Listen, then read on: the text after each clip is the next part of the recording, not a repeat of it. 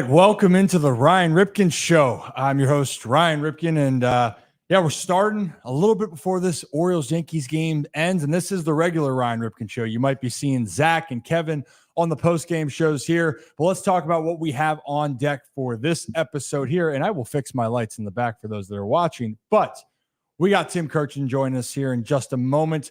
We're going to break down what's been going on with the Orioles and Yankees with him, a little news around baseball. And then later on, I think a lot of people love what's going on down in the farm, specifically down in the AAA affiliates. And specifically, we're going to have Mark Antonini of the Aberdeen Iverts, play-by-play broadcaster. He's going to join us. And then Jeremy Booth, baseball analyst in Houston. We are going to talk to him about the upcoming series with the Houston Astros, and maybe there's a trade partner that would be involved. And as you guys always know, we're going to get some Maryland topics thrown in there, what's going on with the Ravens, some MLB conversation. And as we take our trip around Maryland, we will talk a lot more about what's going on. For those that are wondering who's in studio, we have Zach, who just turned on the lights for me because we're brightening up the day as the Orioles are putting it on the Yankees. Bonafide ass whooping. There it is. That is a fact. And then we got Brad behind there he is. Brad, how we doing? What's up, fellas? I was just telling you guys off air, but this is an amazing stat. Today, the Orioles the most scored at the Yankees since June 5th, 1989. That is absolutely wild. And Trevino's pitching right now. Adley Rutschman's up. There's two men on base. Kind of be interesting. It's like there's still no let up. It's the top of the ninth. It's hilarious. Oh, I mean, hey, you know what? Hey, all stats, it doesn't matter if you're up big or not. It all take advantage of it when you're feeling good. Everyone's getting on the action, which has been fantastic to see. And you know what? I don't want to say it yet, but we're pretty close to saying it. I think the O's are going to be just fine. That is just my opinion here. We will talk about all those situations as well. I'm just making sure we got everything going on. And while we're waiting, actually, Brad, you mind talking a little bit about, there's a lot of games coming up, and maybe if people want to see some of these games, about SeatGeek? Yeah, absolutely. So I'll put the banner up here on the bottom here so you guys can see that. But if you are interested in going to an Orioles game or any game for that matter, depending on where you're watching from, and you want to get $20 off the next time you buy tickets to any sporting event, go on SeatGeek and enter the code RIPKEN. That's RIPKEN. Some of you guys out there like to spell it KIN. It is KEN. Put that promo code in there and to purchase your tickets to your next game. Certainly would help the show out, of course. But hey, listen, let us help you get some money off for your next ticket. So really good promo there. How we looking, Rip? Just people helping people. I was just trying to get hold of him. I was telling Tim Kurkjian, I see him, I see his picture, but I don't see him. And if you can hear me speaking to you, we cannot see you yet. You are just a blank space. And hey, Rocco just popped on in there as well. I've been back here. Can you guys hear me, even though you can't see me? We can hear. Yes. We can see you. We can hear you. Can't see you, Tim. How are you? Okay, I told you guys I'm the worst of all time at technology. I told you that something will always go wrong as long as I'm involved. When you guys get to be 67 years old, you call me and let me know how you're doing with technology then, because I promise you, you can't do worse than I'm doing right now. I always do this wrong. I am so sorry. I honestly think, Tim, this enhances the experience for us because it's like, sure does. Hey, everybody, Tim Kurkjian. And then when we can just pan right to the screen of you, but we can hear you crystal clear. And we know you actually are covering the game tonight at Rickwood Field. So that is tonight for everyone that's wondering. And with the timing, with the passing of Willie Mays, Tim does obviously tremendous work as he loves the game of baseball. You love the game of baseball, Tim, but you have such a passion and a storytelling that I know a lot of people would appreciate. So I look forward to you sharing that insight with us tonight. But for the time being, the Orioles and Yankees rivalry is a little bit back now, wouldn't you say?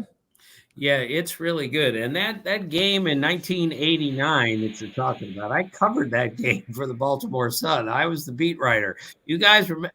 Well, you may not remember, but the 89 season was magical beyond words because if you remember in 88 they lost their first 21 games, and then Cal Ripken Jr. hit a home run off of Roger Clemens in the 7th inning of game 1 of the 1989 season. I swear to God, you guys, all the beat writers, they came back and won that game. And it was like the curse was lifted. It's like everyone on the team said, we don't stink anymore. And they almost won the division that year. It was a magical season, one of the beauties of baseball, how they could be that terrible the year before and then nearly win the division the next year. And the whole tone of the season began on opening day when they knocked Roger Clemens out and beat the Red Sox, who had won the division the year before. Fascinating stuff.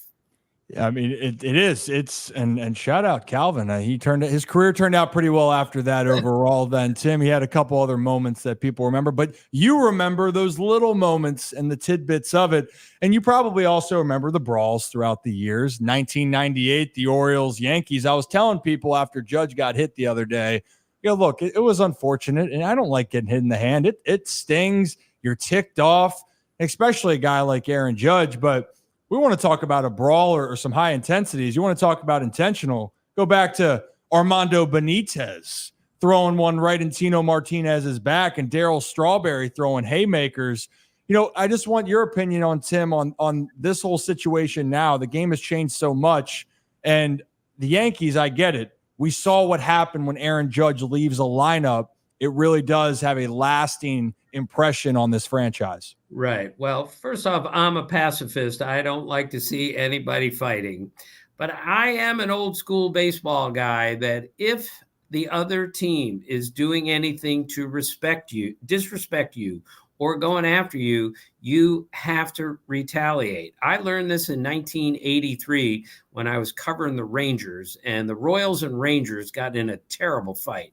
And Doug Rader, the mischievous manager of the Rangers, told me after the game, he said, well, I was hoping we wouldn't get through the whole season without a good fight, meaning a good fight can bring a team together. Now, Earl Weaver used to tell everyone, whatever you do, don't get thrown out of a game. Whatever you do, don't get in a fight because people are going to get suspended. Our players are better than their players, and we're going to lose on that exchange. However, every once in a while, you have to hit somebody in the middle of the back to let them know we're not putting up with this anymore. And that's what's happened here a little bit with the Orioles and the Yankees. And I'm here to say I'm all for it as long as we're not hitting anyone in the head and you're not hitting anyone in a position where you're going to get your team in trouble.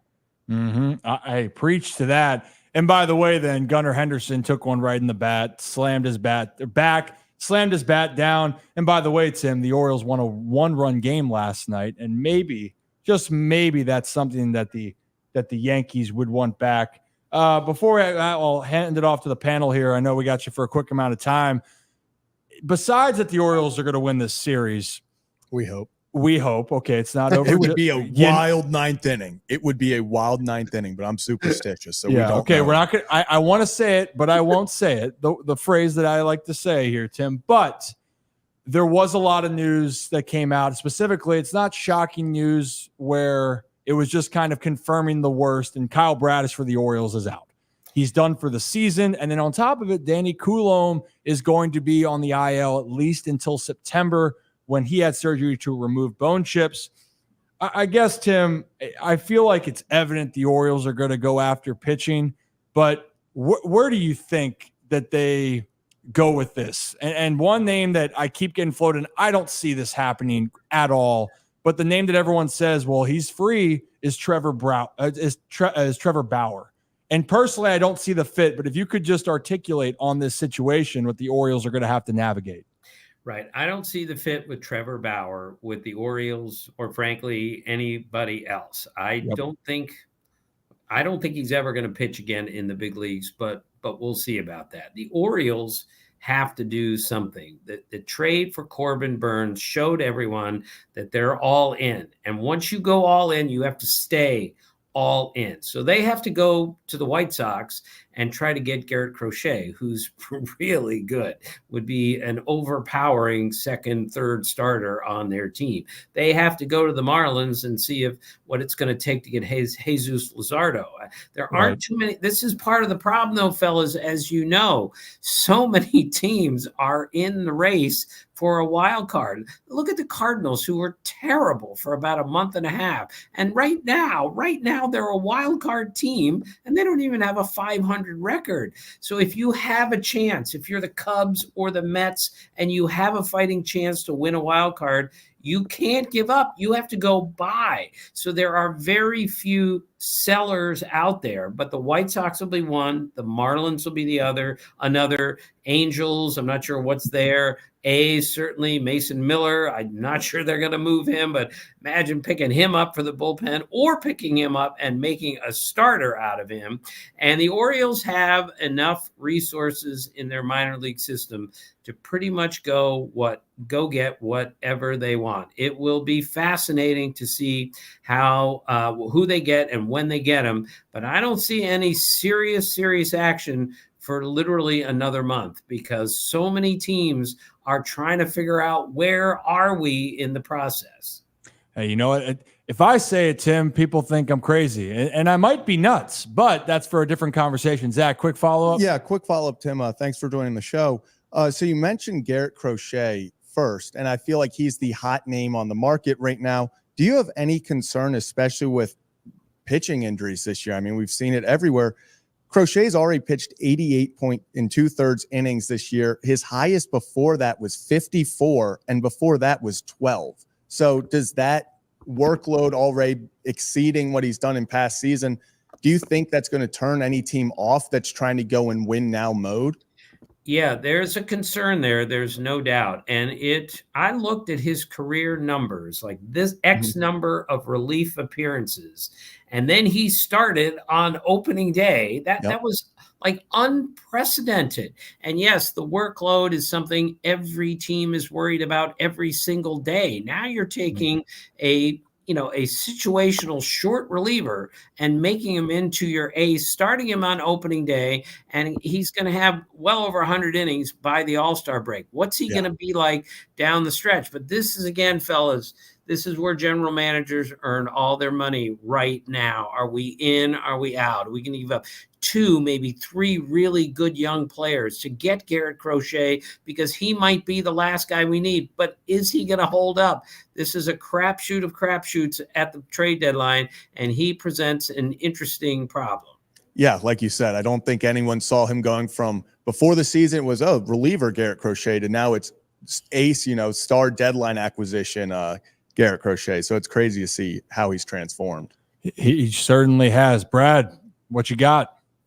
Yeah, so Tim, I just wanted to say before I got into it, always a pleasure having you on. You're always my favorite guest to have on. But I will say too that we had Jim Palmer on, and he also had technical difficulties. So don't feel bad. You're in the same ballpark. Well, he's older than I am, and he won a World Series game in 3 different decades, and he won 3 Cy Youngs.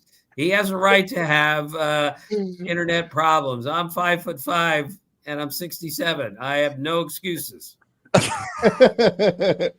We'll forgive you this time, my man. But look, the Orioles game is officially over, and as an O's fan, I'm super pumped that it was a good old-fashioned butt whooping on the Yankees. But that being said, I mean, the Yankees are so high on themselves, and really the MLB was as well, and rightfully so. I mean, the lineup is there. Obviously, today was a bit of an outlier as far as their performance is concerned. But just watching this series all the way through, it kind of, I don't know if you want to call it lack of maturity or lack of discipline, but there was moments throughout this entire series where you could kind of see, the errors, the hit batters, and that sort of thing that took place. Is there if you're a Yankees fan, is there any cause for concern here based off of what we saw in this series? I don't have any concern with the Yankees, and I don't have any concerns with the Orioles other than the starting pitching injuries, which we talked about. The Yankees offense is demonstrably better than it was last year. But this is why baseball is so great. Ryan, you know this better than anyone. Luis Gil was averaging 4.4 hits per 9 innings. It was by far the greatest rate among active pitchers this year. And he gave up 8 hits in an inning and a third. This cannot, he was the hardest starting pitcher to hit in the big leagues, and the Orioles clobbered him today. Now, if I'm a Yankee fan, am I worried about this? Oh my goodness, he's hit a wall. His great rookie season is going to go all the way downhill. No, I'm not worried about that. The Yankees pitching is way better than it was at any point at the end of last year. And now they've got Garrett Cole back. But again, the Orioles and the Yankees are the 2 best teams in the American League. I'm not sure there's a close third, even though the Guardians have been great. They're gonna play for the division title, and they're both going to win 100 games this year. That's how good both of those teams are. I just don't see a major drop off by either team. Yeah, the Tim Kurkjian, book it. That's if Tim says it's happening, it's happening. But I'm with you, Tim. And the Cleveland Guardians are coming here to Baltimore here too. That should be another great series, and tremendous job what's been happening so far. Last question, Tim, from Rocco here, and then we'll get you out of here. And I have a hot dog question for you, but I got to see your face for it. So we'll save that. But Rocco, to wrap this up, what do you have? Yeah, Tim, first things first, man, you got to get it together with the screen because you're supposed to be this big time podcaster. Now, the fact that we can't see your face is very, very disappointing because I would have loved to have seen the reaction to this question. So in game 2, the Orioles, they threw a guy out there, a lefty. His first name's Cade, but I think he can help me with the last name. He's a rookie. Can you help me there, Tim? You know his last name? I can't. Only Scott Van Pelt can help you with the long O. I've told you guys. I can't do the name like he can. Only Scott can do the name. And as for our podcast, I drive to Philadelphia 3 hours to do the podcast every Monday because my son is a magician with technology, whereas I'm just a tiny little old man sitting at home and he can't even figure out how to get his computer to work. So that's what I do. I drive 3 hours. So if there is a problem, there is a young person who's really smart who's going to fix it for me. Cade Povich, is that Povich? There we go. There we go. I did want to ask you, though, about Cade Povich because he's made 3 starts. What I wanted to ask you is what has impressed you the most about this kid? Because he is 24 years old. He's a rookie. And through 3 starts, he's looked really good. I mean, He had 6 earned runs his first start when he goes into a hostile environment in Toronto. Then he settles in Camden Yards, and then he goes into an even more hostile environment in the Bronx at Yankee Stadium, and he really did look solid. I've seen the overlay with Max Fried, just the side-by-side, and that's looked pretty cool. Pitching Ninja threw something out about that. But what do you think Cade Povich's ceiling is in Major League Baseball as he continues his career at 24 years old? Yeah, he's really impressive so far. And like so many young guys, he seems unflappable. He has poise. I think these guys, even though they play fewer games in the minor leagues, but I think as much as I dislike the whole travel ball thing and having your own personal coach, I think when you have all these, you're a little bit closer to the big leagues than people were, say, 30 years ago. These guys get to the big leagues, their stuff is ready.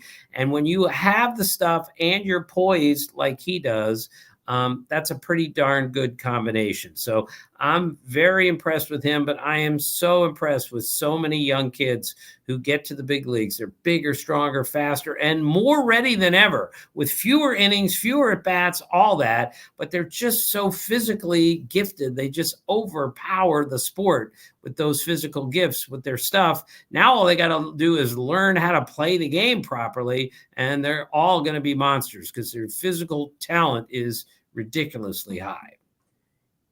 It really is. And the game has changed. It's evolved. And they're no longer, Tim, the 5'5" crafty baseball players anymore, or basketball players for your case, Tim, which again, I'm ashamed that I didn't get to go toe to toe with you on the court, but maybe in the future, Tim, we got some things in the works here, which I will talk to with people. But Tim, go ahead and cover the game. Save this hot dog question. Let it marinate. We're going to let it wait, but I got one for you next time we see you, okay?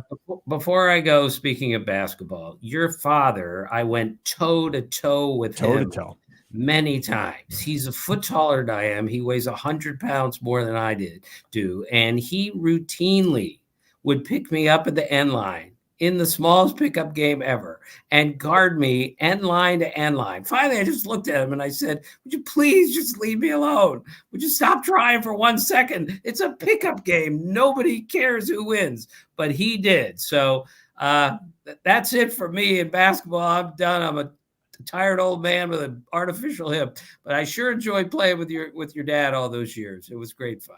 Oh, I can't wait. Hopefully, maybe there's a nice photo somewhere we can see of the actual the difference. But Tim, I appreciate you. I can't wait to see what you have written up for the game at Rickwood Field tonight, and we'll talk soon.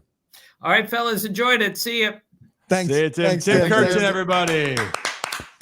Great guy. Just fantastic guy. And you know what? In the future, even when we can't see him, just incredible conversation every time. He is incredible. I know it's always satisfying having Tim Kurkjian talk about the game of baseball. But you know, it's also satisfying, Zach. I'll tell you. Do you want to know? Yeah. What's satisfying? The Orioles taking 2 out of 3 in the Bronx. Yeah. The Orioles now sitting a half game back of the New York Yankees when the season was over, and it's okay. I can say it now. Where is this thing I'm looking for right now? Boom. The Orioles are fine, ladies and gentlemen. Orioles are fine. And Ryan, a little bit of we've gotten all these stats now.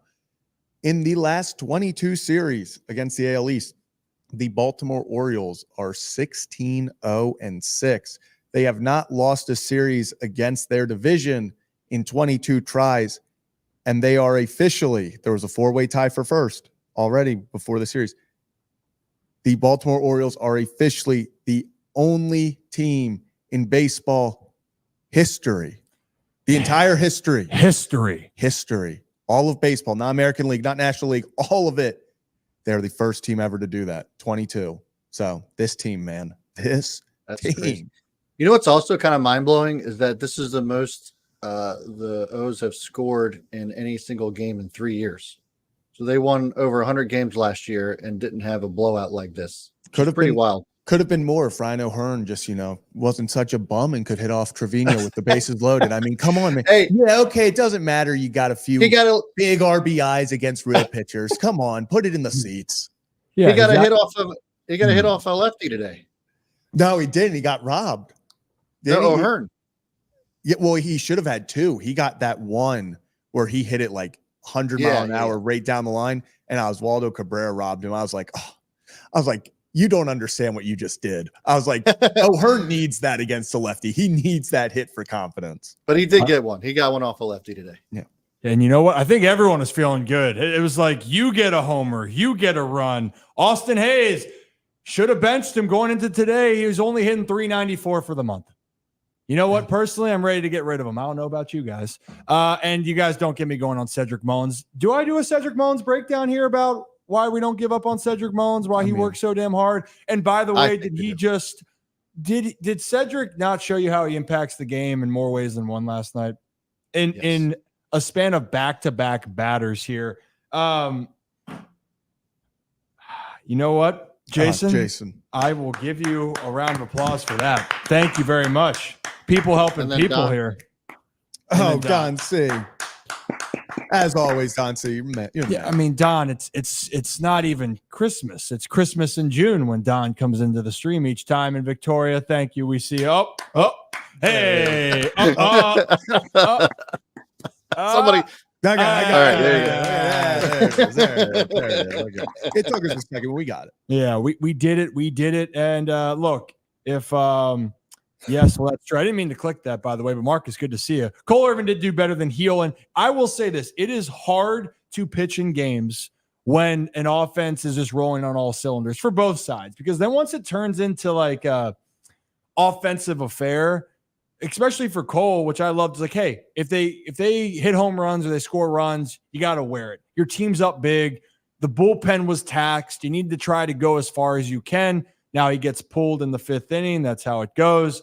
But for an Orioles team, they needed this. They need the last 2 games. And emotionally, for the Yankees, I feel like if they won yesterday, the Yankees were feeling really good. I think that sucked the life out of them when the Orioles were able to walk it off, or to not walk it off, but after giving up the lead, being able to not give it back and not let the Yankees walk them off is big. And if you're new to the channel here, hit that like and subscribe button. I know you guys might be used to seeing a little bit of the post-game live streams, which we do, and we are rebranding here under the Ryan Ripken Media umbrella. But we're not doing the post-game show. Consider this the post-game show right here. And the Ryan Ripken Show, we do this every Monday and Thursday. So you hit that like and subscribe button. We would greatly appreciate it. The post-game Kevin and Zach Reacts will be back when the Orioles play tomorrow. That will be back for regularly scheduled programming. But in general here, Monday and Thursday, Ryan Ripken Show. So you just heard Tim Kurkjian. Upcoming, if people want to go down on the farm, Brad, because people like the farm, and specifically they like the Orioles farm. Mark Antonini is going to join us from Aberdeen, the play-by-play announcer for the Aberdeen Ironbirds. He's going to give us some insight to what's going on down there, maybe a couple prospects you may or may not have heard of.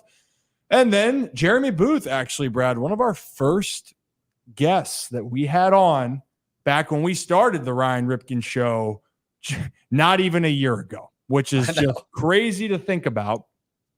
And he's going to come on to preview the Houston Astros and the Baltimore Orioles. And maybe there's another pitcher in Houston that could be in trade discussion. So you know what? Because I'm all fired up here. And Bear Arms, thank you. I appreciate it. Thank you. We forgive you. We forgive you for missing the game. Okay. It's okay. It's okay. It speaks volumes that this is how you confess. Consider these your confessions to us here. All right. You know what? I'm feeling frisky. I think I got to break down a little Cedric Mullins just on how things have been. And while we're doing this, maybe Rocco and Brad can act like, hey guys, the Orioles, they're pretty good. Let's talk about it while we set this up, shall we? Let's do it. We shall. And scene. That's it. Scene. So Rock, initial reactions on the game today. I mean, it was kind of unbelievable from the start, right? I mean, you thought Heel was gonna do what Heel does, and then all of a sudden the boys just rip it wide open and didn't really look back. Game ends up being 17-5. Yeah, Cole Irvin gave up a couple hits, a couple runs, 2 home runs. In fact, one of them just happened to be off of the best home run hitter in baseball. So can't really be too upset by that. Brooks Rothschild, what's up, bro? Thanks for the $9.99. Appreciate it. I mean, the donations just keep rolling in. I appreciate you, Brooks. I can't wait to have you back in studio. Pocket Watch also. Let everyone remember to smash that like button. Absolutely. Hit that like button. Subscribe if you're not already. We're actually coming up on 10,000 subscribers. We got less than 200 to go, which is pretty incredible. As Ryan had mentioned, we haven't been in here for a year yet. Ryan and I started this. Actually, it'll be a year in a couple weeks. So our 1-year anniversary will be coming up here. But so pretty crazy. That being said, Rock, initial thoughts on today's game. That was a you-know-what whooping. Just the O's spanking the Yankees. That's what this game was. And you know what? Some teams could have retaliated after their star got hit, like it looked like the Yankees probably did, even though that was an accident. But the O's came out and they let their bats do the talking. Bats got hot early, and I feel like this was a statement game, and they took care of business, man. He'll enter the day with like a 2.04 ERA, something along those lines. He's one of the best pitchers in baseball this season, and he's been fantastic. And for the O's to do what they did, he hasn't allowed 6 earned runs this season. I think his highest was 5, and the O's took it to him. To do that against him and to do what they did to the Phillies when Zach Wheeler was on the mound, those are 2 of the top pitchers in baseball this season. And I think it was 15 earned runs combined between the two of them. The O's bats got hot. And when they get hot, you put them up with aces. You put them up with any pitcher. I mean, when they're on, they're scary, man. They are scary. And obviously there's some nights where, they'll have an off night or two. And this fan base is like, what the heck is happening? We know what this team is capable of. We know what the bats are capable of. You saw that against the best team in baseball currently record-wise today. I mean, they put on an absolute show, Brad. I think this fan base is ecstatic, as they should be, going forward with a big series win over the division rival. Yeah, absolutely. And I know that Tim had mentioned that there was no worry there with the Yankees, and I don't necessarily disagree with him there, but there were some signs of lack of discipline and maturity. I would say, not just with today, but also just the entire series, right? All the way down to hitting batters, to just not being disciplined enough defensively, and that the defense in general, particularly in the infield, was just really rough this entire series. I see Kevin. What's up, Kevin? What's up, Kev? Kevin's corner is still here. But so that being said, I think that there are some concerns, and one of them being the defensive play that the Yankees displayed over this series in particular. But it's kind of been a weakness in the entire season for them. Yeah. No, I mean, the case in point, you're talking about yesterday's game late.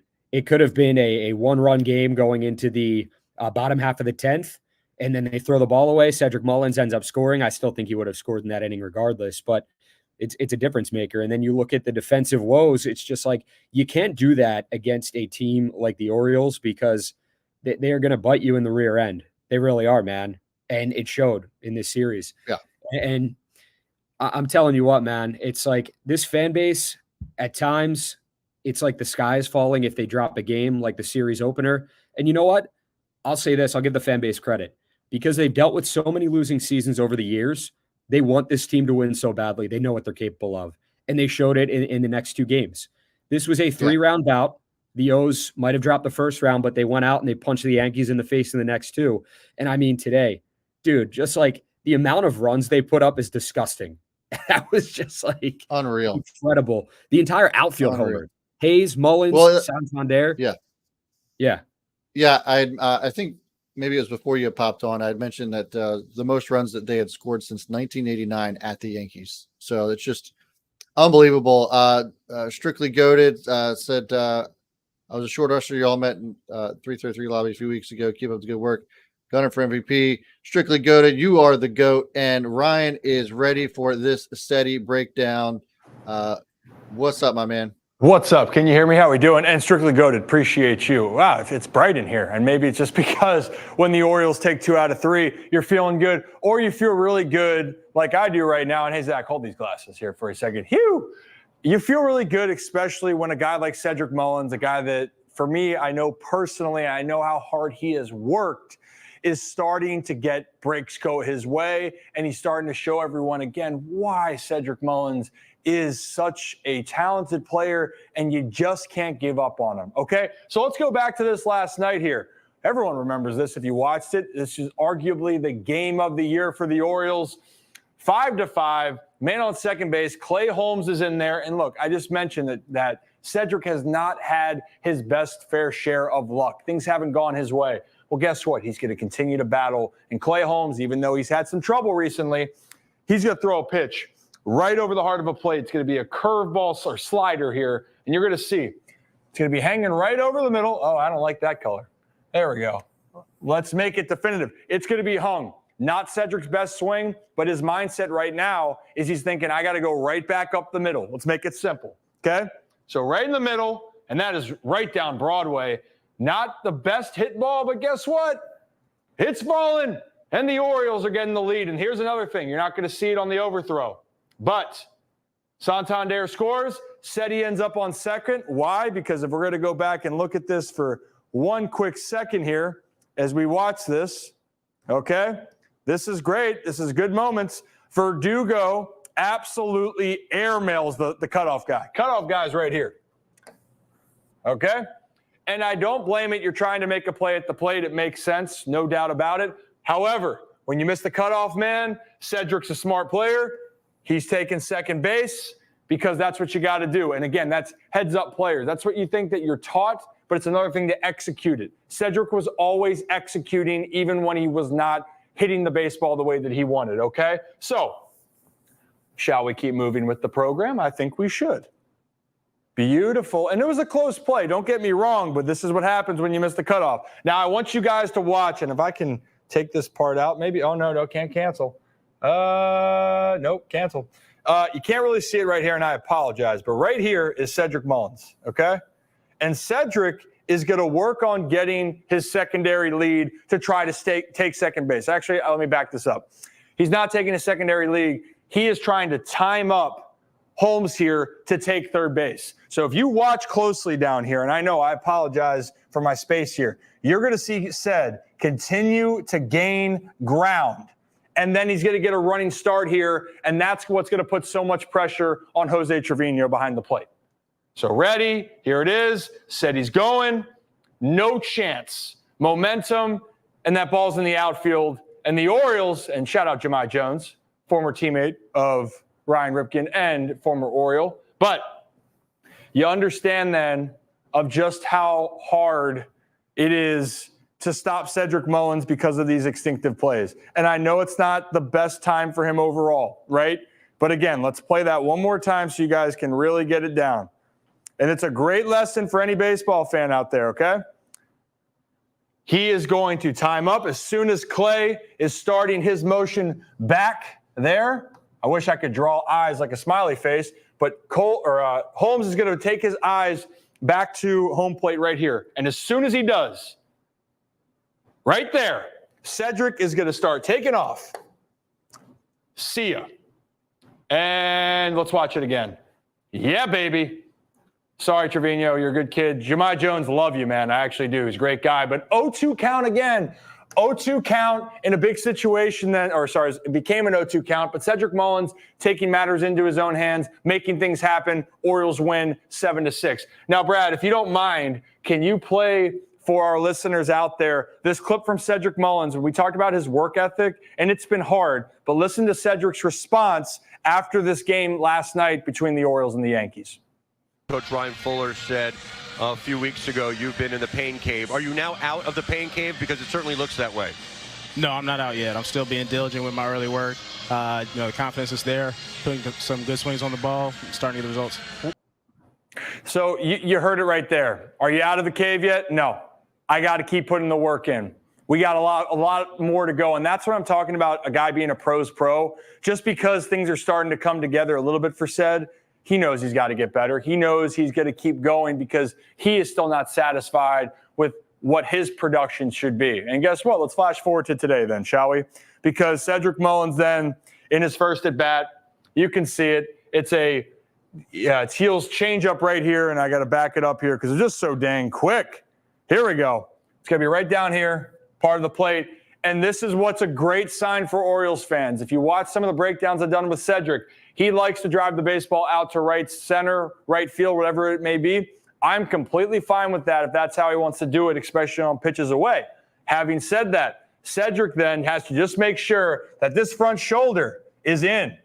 Does that look pretty in to you guys? I think so. Front shoulder is closed. And again, to reemphasize that, if you're closed off, that means then your hands have a better chance to fly through the baseball quicker. But if you open up just a hair too early, your bat can be a little bit slow. All right?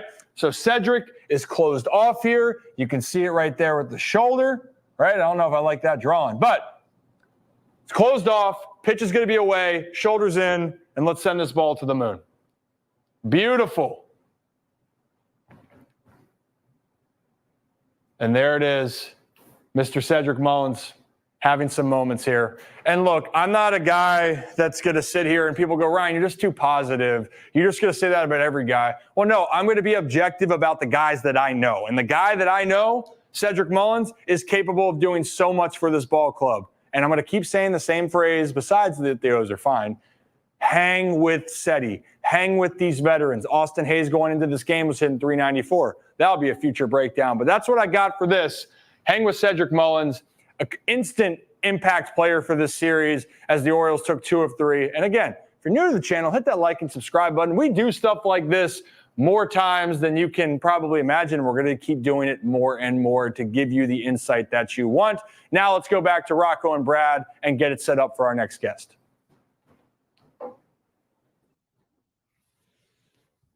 Greetings. Brad, you're muted. Kevin, you're also muted. I was just saying, like, is Kevin here? Dude, I don't know. If the post-game streams, like the Kevin and Zach reacts, he'll just like randomly leave. Won't tell anyone. He's a big like fan of the Irish goodbyes. I feel like Kevin's the type of guy at the party, he'll just like leave. Won't say anything. If Kevin goes to parties, but he goes to cat parties. We know that. He does go to cat birthday parties, not just cat parties, cat birthday parties. Shout out to Banksy. Yeah. We got 325 of you guys watching concurrently, which is awesome. If you guys could hit that thumbs up, we certainly would appreciate it. Ryan will be back momentarily as we get things set back up, and don't go anywhere because we got more things coming. How do you say Mark's last name? Because I'm going to butcher it. I figured I'd leave it to you to butcher. But anyways, we have you mean Mike Antonini. Sorry, Antonini. Mark. Yeah, it's Mark. Yeah, Mike. He's got to be. He's without a doubt a Paisan, right? Like Mark Antonini. Yeah. Say it 7 times fast. Ends in a vowel. So he's without a doubt. I-O-U. Ow now, brown cow. Zach, where are my sunglasses? Now. Oh, we're having a great time. But yeah, guys, hit that like and subscribe button. Imagine when we get more activities in the studio back here. I kind of like standing up a little bit, I'll be honest, but I'll sit back down. What? No, these are the wrong glasses, Zach. I already have them on my face. Hey, I see you got you got yourself some Iron Rooster coffee right there. Oh, I was there today. I'm not going to sugarcoat it. Everyone knows how I feel about the Iron Rooster. Imagine when we have some get-togethers for the Ryan Ripken Show group, for even the channel members, for everyone that supports us as we approach 10,000. And again, might seem like a small milestone to some. It's a very big milestone for us as we continue to get closer to something that we think is just one of the stepping stones, but it's something that we want to acknowledge because of all of the great community members that we have here. And if you guys are new to the channel, again, hit that like and subscribe button. And actually, maybe it's a good time while we wait for our guest, maybe we tease what actually just transpired for our Holy Shirts and Pants members. You are going to see this interview that just happened earlier today. There was a closer out there that fits very well, but sometimes some people forget. It's not Mariano Rivera, who is the lead save getter of all time, but there's one other one that truly did something special. Had over 600 saves, 7 All-Star appearances, and was inducted into the Baseball Hall of Fame in 2018. Mr. Trevor Hoffman. And Trevor Hoffman had these comments about Craig Kimbrell. So let's talk about that. Let's tease that video here on the Ryan Ripken Show.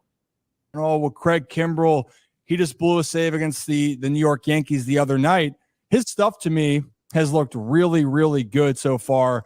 But can you just elaborate just maybe the perspective of going into close a game? And do you know how many saves that you blew throughout your career, out of curiosity? Do you remember the bad times? Yeah, I'm in the neighborhood of 70 blown saves. So it started getting to be a heavy number, which wasn't good. But you don't remember, you're right, you don't really remember all the good ones, maybe a few milestone ones, but you do remember that pitch that you didn't execute and you blew the game. And, fortunately, Craig, yesterday, he stayed in the game, was able to get the win by not giving up any more runs. And that's kind of part of the role, too. It turned, now that we started a runner at second base, there's that little caveat. But honestly, just their consistency and in a finite manner. Like when you go out, it's a tightrope act. And, with San Diego, we had an opportunity where our closer had worked a few days in a row, Robert Suarez, and we tried to get somebody else in there to close it down against Kansas City.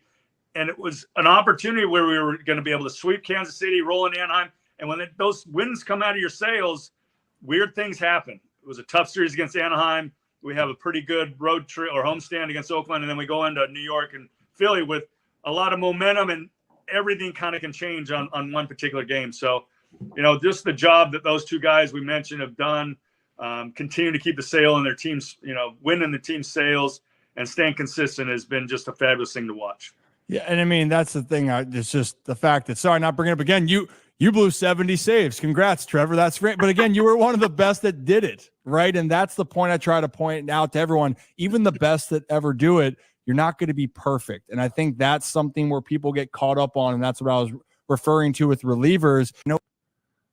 So there that was. And for our Holy Shirts and Pants members, you are going to see that interview dropped here tonight. And it was great getting to talk with Trevor Hoffman, Brad, and you were right behind on the scenes making this work from the production side. And for Trevor, one, he's such a down-to-earth dude, and he's actually doing something incredible. He has invested some time, money into the Marine Corps Scholarship Foundation. So go check out for the Holy Shirts and Pants members. So again, if you want to be a member and you want to see that early, hit that join button, which should be next to the subscribe button, Brad, if I'm not mistaken. Yes. It should be right around there. And we have more conversations about pitching and even some philosophies on what could be happening later on with the format of baseball. So it's a lot of fun. We had a great time, and he was very respectful of hot dog takes. That's just all I'm going to leave it at. Yeah. Respect is extremely important. So that's all I got. I'll tell you what, the interview itself was amazing. Trevor Hoffman was awesome. After he left, I went so far as to say that he was a good kid. It was a great interview. Great kid. We can't say that about everybody. Weirdly enough, it's so funny talking about just closers, and like that's literally, he has 601 saves, literally the second most of all time, only behind Mariano Rivera. He has 75 losses, 63 and 75 career record, and you're talking about one of the greatest closers, definitely top two of all time. 70 blown saves, 75 losses. Like, it happens even for the greatest of all times. Yeah, I think Kevin had 75 losses in T-ball pitching, but that's why Kevin is who he is, and Rocco had 75 strikeouts in 5 games. It's actually a fact. It's a fact. Yeah. I would always be the last out of every big game. So that wasn't fun. Do that. Yeah. Every single time I came up and it was a big game, like my dad, he just had to know. He's like, we're done. Like, there's no shot we win this game. Everybody that was my teammate, my friend. Was your dad the coach? What's that? Oh, yeah. He knew what he was doing. He would bat me 9th. I was the best bunter on the team for a reason, and I played second base because at the time, like, second baseman in Major League Baseball, they don't have the weakest arm. The second baseman of a T-ball team or a Pee-wee baseball team or, hate to break that level probably has the weakest arm. So that was me. Not probably. I've coached that age group before. It does. Yeah, but you didn't coach them to a championship. Your dad did. That's false. We're not going to get into that. Nope. That's absolutely true. We can get back into that. Moving on. Yeah, thank you. Sometimes have some good kids here, and actually, great kid actually is a guy that we're talking about secrets. If Kelly knows a lot of my deepest, darkest secrets as a child, then this individual is up there as well. And I'm afraid if we ever have him on the show, then the Ryan Ripken show might cease to exist, to be completely honest. But Luke, appreciate you. Luke. Oates, talk about good kids, but wow. And talk about a guy that loves Austin Powers. If I can ask you a question, Kevin's not on, so he can't even see it. But that's actually crazy. You just said that as he commented. Yeah, no, he's on, I guess.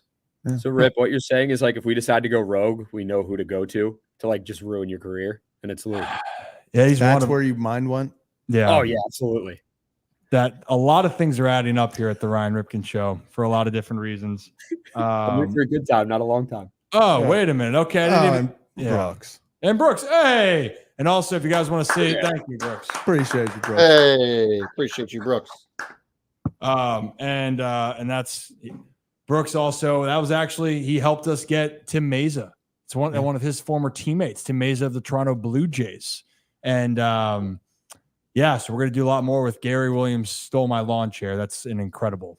I know. Every time they're Twitter page pops up, I always chuckle. Yes. That's a great name.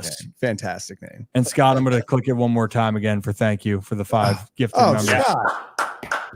Oh, Appreciate you, Scott. The people are buzzing after the O's ass whooping. yeah. Why Really don't we do this all the time? Yeah, can we just do they not understand the Orioles that people are happier when we just dominate? Like, why don't they just do that? People just opening up their wallets when the And then it's again. He found the join button. Yes. Hey. How we doing? How we feeling? Good. Love kids. it. And there is no, but the NBA Jam's off. Right. Okay. You know what? I think enough back and forth banter here. This is great because our next guest here, actually, Zach, you've already done a game with him this year up in Aberdeen. Oh yeah. I did one last year. I'm trying to get up there again. The schedule's been hard, but a guy that's been doing a lot of great things, a person that you need to follow. And actually, if you've been on X or Twitter and you've seen some walk-off home runs down in the farm in Aberdeen, and you very well have heard the fire me up. Yeah. Incredible call. Incredible call. Let's bring on Mike. the Aberdeen Ironbirds play-by-play broadcast announcer. And hopefully I don't butcher the name here because I've been practicing. Mr. Mark Antonini. Did I do it right, Mike? You got it. Yeah, you got it. Yeah. I know you spent some time on that earlier today, like any good broadcaster doing prep work would. So I appreciate you guys having me on. It's great to make my Ryan Ripken Show debut. Boom. Get used to it. Yeah, I actually tried to sound it out because I couldn't find the audio to send to him for audio messages. And then I get a audio message right back from Mike spelling it out or pronouncing it right. And I was like, it was close.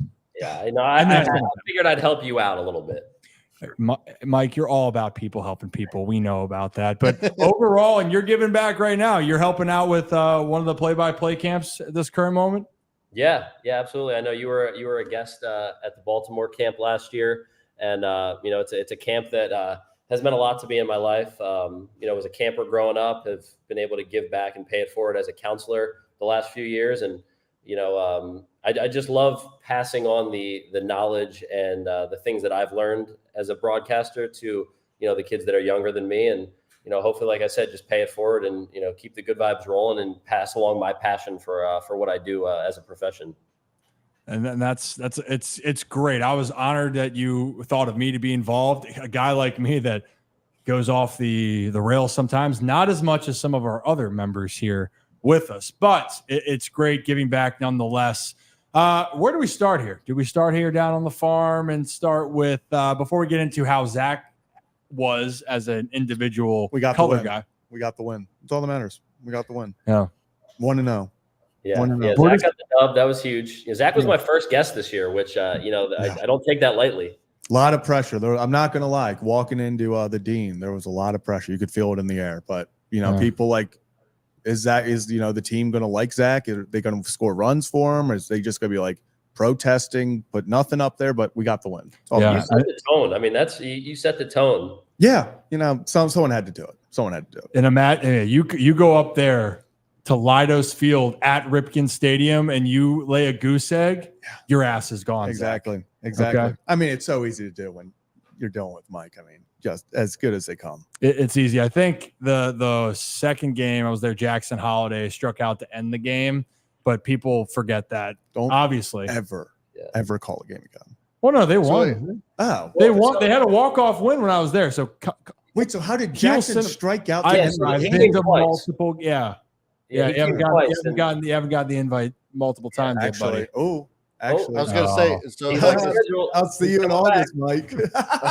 Breaking news: Zach Bollinger's coming back to Leidos Field at Ripken Stadium. Oh no! Well, more breaking news: Rocco and Brad are coming on at some point as well. Kevin's going to come, so the whole crew's coming. I was just about to say, I feel like the pressure's on. Yeah, you have to get a win. You have to. It's what The biggest thing is getting the win column and then the runs after that. But if you help the team win a ball game, I guess you could say you're a good kid. Yeah. See, Mike knows. Yeah. All right, let's go on the farm here for a second here and talk a little bit about what you've seen. And let's start with the first name because of the prospect ranking in this case. Sure. Enrique Bradfield Jr. And I know he got a little bit banged up down there, but it's a guy that obviously the Orioles thought highly of. They invested a first-round pick. Give us a little bit so far of the report, scouting report, the insider on what you've seen so far this year from Bradfield Jr. Yeah, well, the first thing I want to mention when I talk about Enrique is he's an awesome guy. I mean, just very down-to-earth, humble, clearly comes from a great family. He's got his priorities straight. He's got great perspective on what he's doing out there. He's very appreciative of the people who have gotten him where he is right now. And for as good as he is, he's extremely humble. And I think that's a big theme with Orioles minor leaguers is I think these guys know how talented they are, but, they carry themselves extremely well. And for Enrique, everybody knows it's pretty elite speed on the bases. It's elite defense in center field. And there are a lot of people that think he's big league ready in those two areas right now, or at least really close to it, which is probably true. I mean, the dude is electric on the bases and he just glides to balls in center. I mean, he gets to balls and runs through them, balls that either other center fielders just wouldn't get to at all. And it's down in the gap for extra bases, or they've got to sell out completely full extension, try to make a diving grab, but he just runs through it and it looks like a routine play. So, I mean, that's there, and everything everybody says about his defense and base running is true, and I've seen it, and he continues to get better. But I think people sleep on the bat. I've seen him make a lot of hard contact this year, especially over the last month or so. He's been working on some things in the cage, and one of the things he's doing, and he talked to me about this recently, he's not completely finishing his swing in the cage. He's almost taken, think of, Chase Utley when he was playing, kind of that swing where he kind of almost held up, didn't completely go around, a very quick, short swing. Enrique's doing something like that in the cage to try to keep his body in sync, knock it out of whack when he's swinging. And that is a technique that's really worked for him to hit the ball harder and have his bat in the right position to make hard contact and, not be falling or leaning or things like that. And I don't have the numbers in front of me. I don't have a ton to back it up, but I'm just seeing with the eyes, him hitting the ball harder. And he can spray it all over the yard, which is great because a guy like him needs to be able to put the ball in the gap and hit it down the line because he can run forever, especially in a big ballpark like Aberdeen. So his skill set is going to play, at every level that he plays at. But the biggest thing I tell people, don't sleep on that bat. Mm-hmm. I mean, and that's the thing is we don't become box score watchers here. The stats don't always tell the story. It's the eye test. And also, again, going on the IL with the concussion earlier, you get a little bit out of rhythm. That's not an ideal situation. And in the minors, it's about figuring yourself out.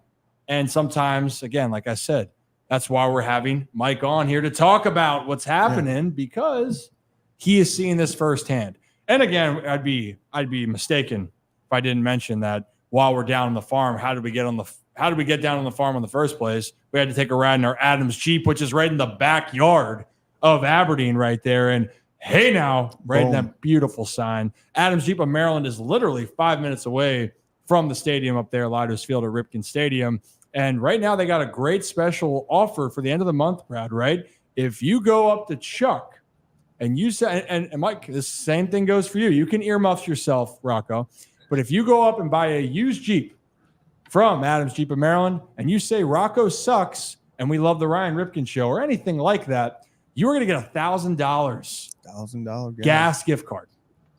That's like 6 months worth of gas. If I say it 5 times, do I get $5,000 in gas? Oh, we might watch your mouth. I mean, you have to ask Chuck. He makes some crazy things happen. That's for sure. He'll probably do it. Like ridiculous. The intense passion he has for Rocco and how much he is displeased with Rocco is off the charts. But in all seriousness, go check out Adams Jeep of Maryland. That's one of our OG sponsors. Just like the Iron Rooster, I get all my food from there. Literally, it's amazing. But Zach, follow-up question. Go. Yeah. So, Mike, talking about some bats down on the farm, and one of the ones that kind of really just talk about a hot start this year and already got the promotion, Matthew Etzel just feels like a guy, one incredible beard. Just it looks incredible. But what did you see from him that really impressed you throughout this year to get him a pretty early in the season call up? Yeah, I mean, the biggest thing that stood out about Etz was that, he's just a guy that loves to come to the ballpark and just go play baseball every night. Not to say that anybody else doesn't, or that, not a slight on anyone else, but he's a gamer. He's a grinder. I really hate using cliches. I really try to stay away from them when I broadcast. But if you're looking for a guy in the Orioles organization right now that's just going to grind out at bats and, just continue to work to move his way up, it's Matthew Etzel. 10th round pick, 1 year of D1 ball after 2 years of JUCO ball. So, not a huge name, and he made it to Double-A less than a year after he was drafted. Yeah. But, just a guy who hits the ball hard. He's a guy who does a little bit of everything on the field because, when you look at him, he's a big, stocky guy. He put on 15 pounds of muscle in the offseason. So last year, when he got to Aberdeen the final week of the season, he's, I don't want to say like skinny or lanky because he wasn't that. He was always pretty built.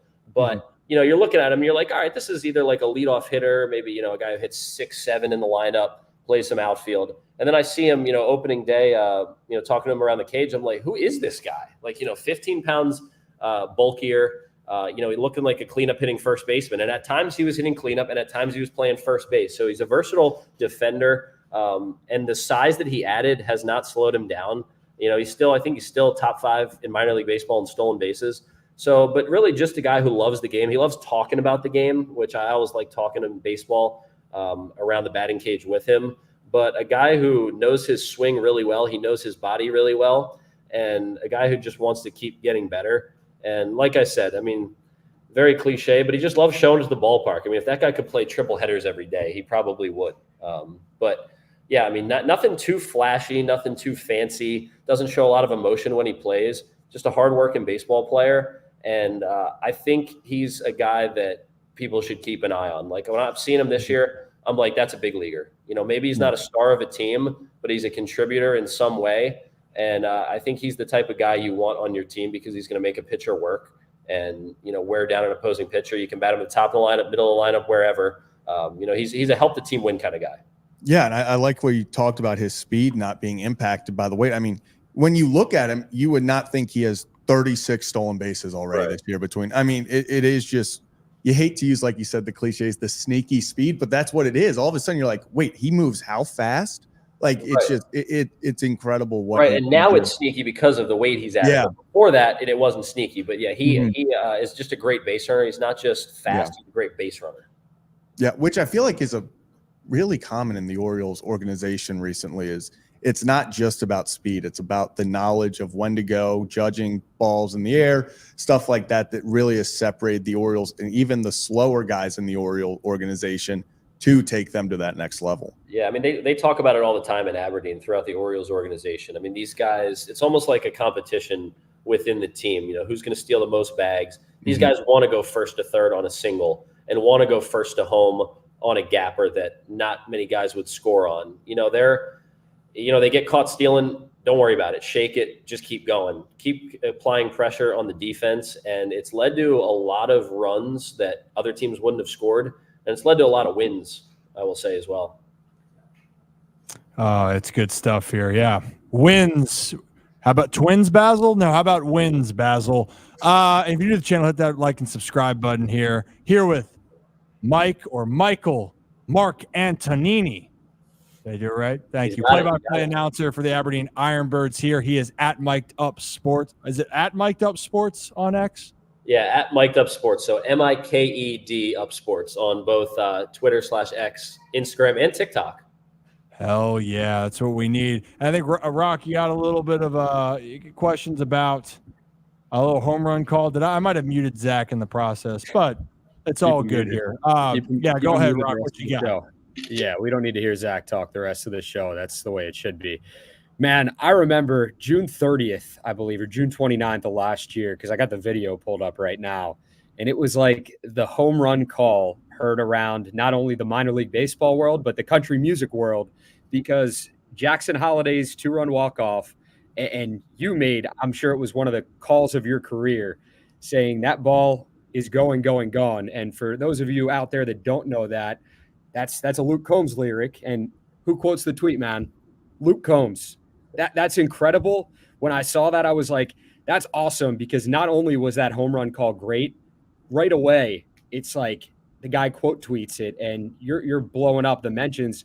Where would you put that? That's got to be on the Mount Rushmore of your broadcasting career. But when it comes to calls that you've made, because I know you've made some fantastic ones, where would you rank that one? Is it at the top? Yeah, that one's by far number one. There really isn't a close second at this point in my career. Everything fell into place for that. But yeah, being able to use one of my favorite country music artists' lyrics in a home run call and tie in my love for country music with my love for baseball and broadcasting, it was awesome. It's something I'll never forget. And, part of me still doesn't believe it happened. It was really cool. So, just like I said, everything fell into place. Well, I knew I didn't script that call. Like, it wasn't like I read off a paper and knew word for word what I was going to say when I used it. But, a few weeks prior to that, when I first heard Going, Going, Gone, when Luke came out with it, one, I love the song, but two, I'm thinking because he mentions like a left field home run ball in the song. Of course, this one was hit to right, but there were some things and I'm like, all right, the song's called Going, Going, Gone. I could tie this into a home run call at some point. I'm like, I got to find a time to use it. You can't just use this in the fourth inning down 6, in a random game, a non-well-known player up at the dish. Like, it's got to be the absolute right time to do it. And then, that game, tie game in the 9th, Jackson Holiday comes up with a chance to win it. And I don't know, there were vibes in the ballpark that night. I just kind of felt like he was due for a walk-off homer, hadn't hit one, had come up in situations where he could have in previous games. And I'm like, all right. But again, it's one that you kind of had to know was going out of the ballpark. It couldn't just be a wall scraper because you kind of got to know in advance. Like, you see the ball crushed off the bat and use it. And in the moment, it just happened. I just came out with it. I said, like a runaway southbound train, that ball is going, going on, and then added my fire me up Jackson Holiday. So you got the top prospect in this sport. His dad's a 7-time big league all-star. This scenario, night game, great crowd, great atmosphere, a chance to win the game with one swing. It all fell into place, and in the moment, it just came out. And after I finished the fire me up Jackson Holiday, in my head, I'm like, wow, I just nailed that. And it just an adrenaline rush. I was just going to ask you about that. Yeah. What were you saying, Zach? Rocco, can I give my I'm sorry. I thought you were still muted. Go ahead. I was going to say that had to feel good off the fingertips. That was all, Rocco. You could have made that so much easier if you would have just, Well, I'm virtual. You're in studio. So sometimes we have this delay, as you know. So I apologize. Sorry, it won't happen You're again. a decent kid. Yeah, you're okay, too. I think so. Okay. Well, again, if you're new to the channel, hit that like and subscribe button. We have the banter of two kids. Sometimes they're good, sometimes they're decent, of Rocco DeSangro and Zach Bollinger. But we have a great guest with Mike Antonini, saying that 5 times fast. We're going to have an Italian off at some point here between Rocco and Mike to see which one is the true Italian. There is some debates here, and that will be a future poll now that we got the debut out of the way here for Mike. But before you go, I got to ask you. All right, on the way out the door, it's controversial here. Brought to you by Stuggies here. You go into a ballpark, you got 3 condiments, okay? Or you can eat a plane. Mark Antonini, what is going on your dog? All right, let me first start by saying I haven't had a hot dog in like 2 years. They're just not in my diet anymore. I'm not a huge fan of them. Body's a temple. But it's funny. I actually wanted to tweet this to you after you had posted some hot dog takes a few weeks ago. But I absolutely hate condiments. I'm a plain dog guy. Mike, our friendship was so beautiful before that. You can't. Yeah, we're striking out. We're striking out with this has been a lot. This has been a few in a row, and this is not good. Why? Okay, timeout. So Gavin, Ryan freeze there. No, we're good. We're doing great. Can you see me? So mad. I'm so mad that you're Italian now. Just hurts. What happened? Did Rip freeze, or is it my Wi-Fi? Can you see me? Can you hear me? You got him? I'm moving. Or you're not getting him? I'm getting him. Yeah, I don't know if he's getting us. I'm getting you. I hear you guys. Great. Well, just so you know, I'm super proud of you, Mike, for your decision, because there's nothing wrong with having a plain dog or not liking condiments. And I am so happy because of that answer. We have agreed as a group to bring you back on to talk about the Orioles and the Aberdeen Ironbirds. So you answered correctly tonight. But anything else you want to touch on the way out here? Any besides where we can find you on socials? Anything else you're working on?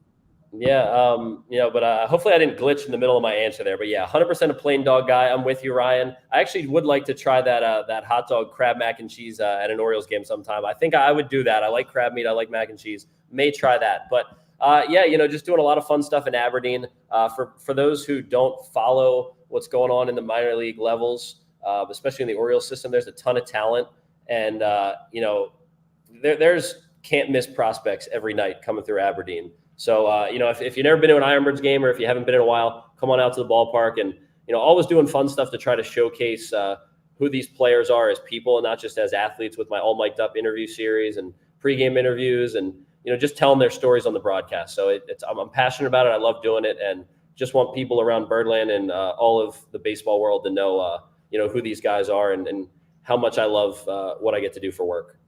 Amazing. Well, I'm going to get my ass back up to Aberdeen. We're going to have a couple play-by-play opportunities. They're working together, and then maybe we just have a Ryan Ripken show, a little get-together up there. Ooh. Featuring our friend Mark Antonini. I can't believe I'm so good at this now. But, Mike, appreciate you, man. I will talk to you soon. Enjoy the rest of your night, and you're the better Italian in my book. Hey, I appreciate you guys having me on. Hey, anytime you guys want to come out and do a whole Ryan Ripken show thing, we'll make it happen. And Rocco and Brad, I'll see you guys soon. Zach, I'll see you soon. And Ryan, hopefully you'll make your season debut soon as well, man. All righty, everybody. Mark Antonini. Appreciate you, Mike. He's a great guy. He's a great guy. Is such a great guy. He's a great guy. Definition of an Italian, right, Rocco? Did we even ask him if he's Italian? What if he's just not? We assumed. What if we just assume that the guy's Italian and he's not Italian at all?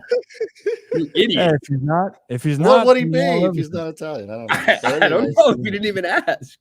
Just like, I mean, there's just some things you just have an understanding for. And if I'm wrong, they say about assuming. What happens when you assume? Ass out of you and Rocco. That's the saying that I've heard before. That's just not how you. Okay. Anyway, continue. Okay. Well, in the future here, let's keep moving on. Again, you're new to the channel, hit that like and subscribe button. What we have covered here so far today, besides, did you just fall?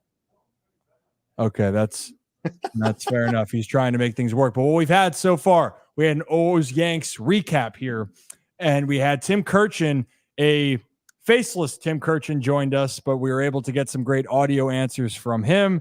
Then we just had Mark Antonini on to talk about the Aberdeen Ironbirds and Down on the Farm, as well as I did a breakdown of kind of why you got to stick with a guy like Cedric Mullins, who has made impacts in more ways than one. We teased that the Trevor Hoffman interview is coming out for our Holy Shirts and Pants members tonight. And then, guys, I guess we should look ahead here of what's kind of going on with the next series upcoming, which is the Orioles and the Astros. And actually, guys, I think there's a little bit of shock, at least from how the season has gone for Houston, but a guy that would know that more than anybody, and also a guy that is completely entrenched into the prospect world.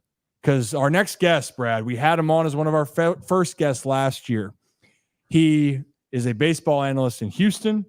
He runs the Future Star series and also at the time, he's an author as well, but great baseball mind. And let's bring him on, Mr. Jeremy Booth. Jeremy, welcome back. What's up, boys? How you doing? Good to see you. It's been a hot minute, but how are you doing? You're staying busy. Where are you at? Where were you just at? And what's been going on with you as of late?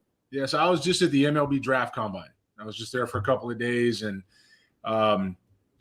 watching the players, broke it down, wrote about it a little bit today. Right now, I'm sitting in my office at home in Houston, Texas. Before I go into KHRU tonight, talk about the Astros, and what's coming up with the Astros and Orioles. So, you got me first. Let's put it that way. You got me first. Boom. That's what we're trying to do. A little bit. So it's just so people I can give the background a little bit with you. You have your scouting background, actually scouting with the Houston Astros, and then no, I wasn't. I was wrong on that. See, I knew it from the start. Seattle, Minnesota, and Milwaukee.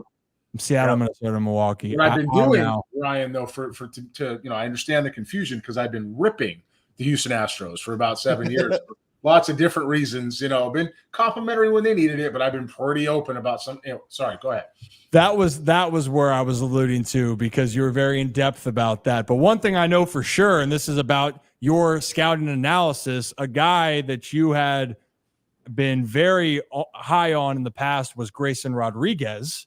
And especially, if I'm not mistaken, that is one that was involved with one of your programs, if I'm not mistaken. Yeah, G's an alumni. He's it's fun to see him develop. The thing about Grayson, just the one-liner is he got no love, no respect the summer prior, and then came and did some good work and put some tweaks in and paid attention to what he had to do and owned it, as every player has to do, and he turned himself into what he is today. So, it's but as far as it's been a fun story, but as far as him as a person and a player, the family's great. He's been great to be around, and he's in the right spot. That's for sure out there in Baltimore.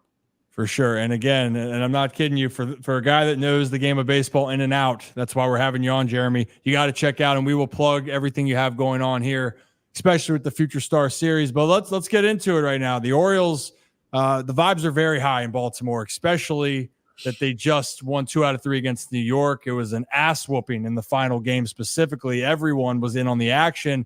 But right now, what everyone's been waiting is for the Houston Astros to get going. Oh, they're going to make the turn. It's going to get better. But so far, that hasn't necessarily happened. Talk a little bit to start off of what you've seen has been kind of the problem there in Houston so far as we approach the midway point. The thing about the Astros is that the frustrating point is that it's mostly the same roster for the last several years, right? It's mostly. And so, the expectations are that players are going to perform at least close to what they usually do. And if these guys are close to what they usually do, then we're in a place, meaning we being the Houston Astros, they're in a spot where they're far better than they are now. Now, last time I went through this a week ago, they were 9-15 in one-run games, right? I don't have my updated stats on that, but that's not going to do it. And then they have a bunch of pitching injuries, which is now caught up with all the postseason time. It has a lot to do with it. This postseason stuff is an extra 20 games a year, 18 games a year, plus spring training. That shortens the window, and guys get tired, and so that can beat up on the arms for pitching. But the major issue with the Astros is depth. First and foremost, we talked to this a year ago. It's depth. They don't have anything past that first layer. But the change between 2023, 2022, and 2021 isn't just the general manager, right? It's the manager. Yeah. And while I'm not talking about necessarily Joe Espada as a bad baseball guy, what I am saying is there's somebody in that front office who is messing up that lineup, because Joe doesn't have any control with what he's doing. He's listening and doing what he's told. You know who else is doing what he's told? Dana Brown. Dana Brown's doing what he's told too, and that's the GM of the Astros. And if the GM is listening to somebody else and Joe Espada is listening to somebody else, that means whoever they're talking about is making all these changes. I have yet to see them roll out a consistent lineup that I felt good about. They have an ideal situation to get this thing done and be productive. And in a division that, let's just face it, as much of a talented division as the East is, the West is a disaster. Right? It's just not a very good division. And for them to be sitting in second place, I think 4 games under 500 right now, after winning 2 in Chicago, that's a miracle. That's an absolute miracle. So they're not going to turn the corner, Ryan, until they decide that they're not going to have this I got to be right contest, and they decide to go win games, right? They got to get Alvarez back on track, and they got to put Payne in the 2 spot. After that, we'll see some good things happen. Yeah, and I mean, it's a team, like you said, that has a lot of talent, right? It's not a team that lacks talent, especially in the offensive department there. And I think, Brad, you have your next question there, because there's one guy specifically that everyone knows Kyle Tucker's having a great year. But, Brad, I think you're kind of alluding to that this lineup does have some firepower. Yeah, I mean, and that's what I was just about to say, Jeremy. I mean, you kind of led right into what I was going to ask you, and First off, by the way, it's good to see you again. I mean, I can't believe it's been almost a year already. Yeah. But the Astros are 4th in home runs in the league. And so to your point, it kind of seems, and the pitching is kind of average. They're 11th in the league in pitching, and so in earned runs. And so it kind of makes a little bit of sense that it has to be something to do with the lineups and the managing and the leadership there, because the pieces seem to be there still. kind of going back to what you were saying as far as the personnel still the same and the numbers are there, but somehow for some reason the wins just aren't coming in. You know, that's why I like you. That right there, that was good. And so I'm gonna go ahead and say that while you identified that was problem number one, there were two people in the Houston media. All right, listen, you guys know I say it's coming out. I say what's on my mind. It's the way it works. There's two people in the Houston media that said the lineup was problem 201 on a scale of 1 to 200. I think that's a miss at this point, okay? And the lineup is problem number one because, as you said, the pitching should be good enough. Should be good enough. It would be better if Javier and Urquidy weren't out. Should be good enough to keep them in the game. Night in, night out. That's good to keep them in the ballpark, right? Something's gonna happen. Sometimes it'll be better, sometimes it'll be worse, but there's a turning point that can happen there. The lineup is just, it's out of whack, and you have guys that are confused. We're writing Jake Myers as an all-star. He's not an all-star. He's a fourth outfielder. Right? As good as his May was, his June is just as bad. At least it was last time I looked, right? It's the other way. That's called regression to the mean. Anybody else ever heard of that? Show of hands. Yeah. Right. That's called regression to the mean, okay? So when you have a guy like Chas McCormick, he's gotten a little thick. He's got power, right? It's a below-average defender in left field, but it's enough. But he's going to swing and miss. He doesn't deserve to play every day. Where's your help? Tucker's out, you got an issue. So why are we not stacking our better players at the top of the lineup if that's what we're going to do it with? And Jeremy Pena has been grossly neglected out of that 2 spot. Now, with that said, last night, I think, so you guys, we're Orioles, yeah, Baltimore, right? That's what we're talking about here. You guys had a manager there some time ago by the name of the great Earl Weaver. Y'all guys, we remember him. Oh, yeah. Very, very quiet. So this whole 3-run home run thing, like, this isn't new. This is like recycled, like, and the Orioles, as dangerous as they were at the time for 162 or 144, whatever they were playing during that time period, there wasn't a whole lot of parades. Dangerous for the season, not a whole lot of parades. And the Astros are playing right now for that 162. They're not playing for the postseason. As you guys know with your club out there, which is a very good club and will be good for a while, there's playing in 162, and then there's playing in the postseason. And last year, a very young Orioles club, which we talked about a year ago, right? We talked about they were going to get in. We said it might be a year away, right? Because they had to go learn how to do all that stuff. And they got a taste. It was a bad taste, but they got a taste. This club right here, this front office change is really about, let's go win 162 and see what happens in the postseason. And that's how you have such good, call them standalone offensive numbers that would indicate better, but they don't have team baseball written on them. And that's 4 games under 500. Yeah, I mean, go ahead, Brad. You going to follow up? No. Go ahead. Okay, cool. I was going to say that, and that's a great concept right here to understand for people of saying team baseball versus individual stats. And it's an individual.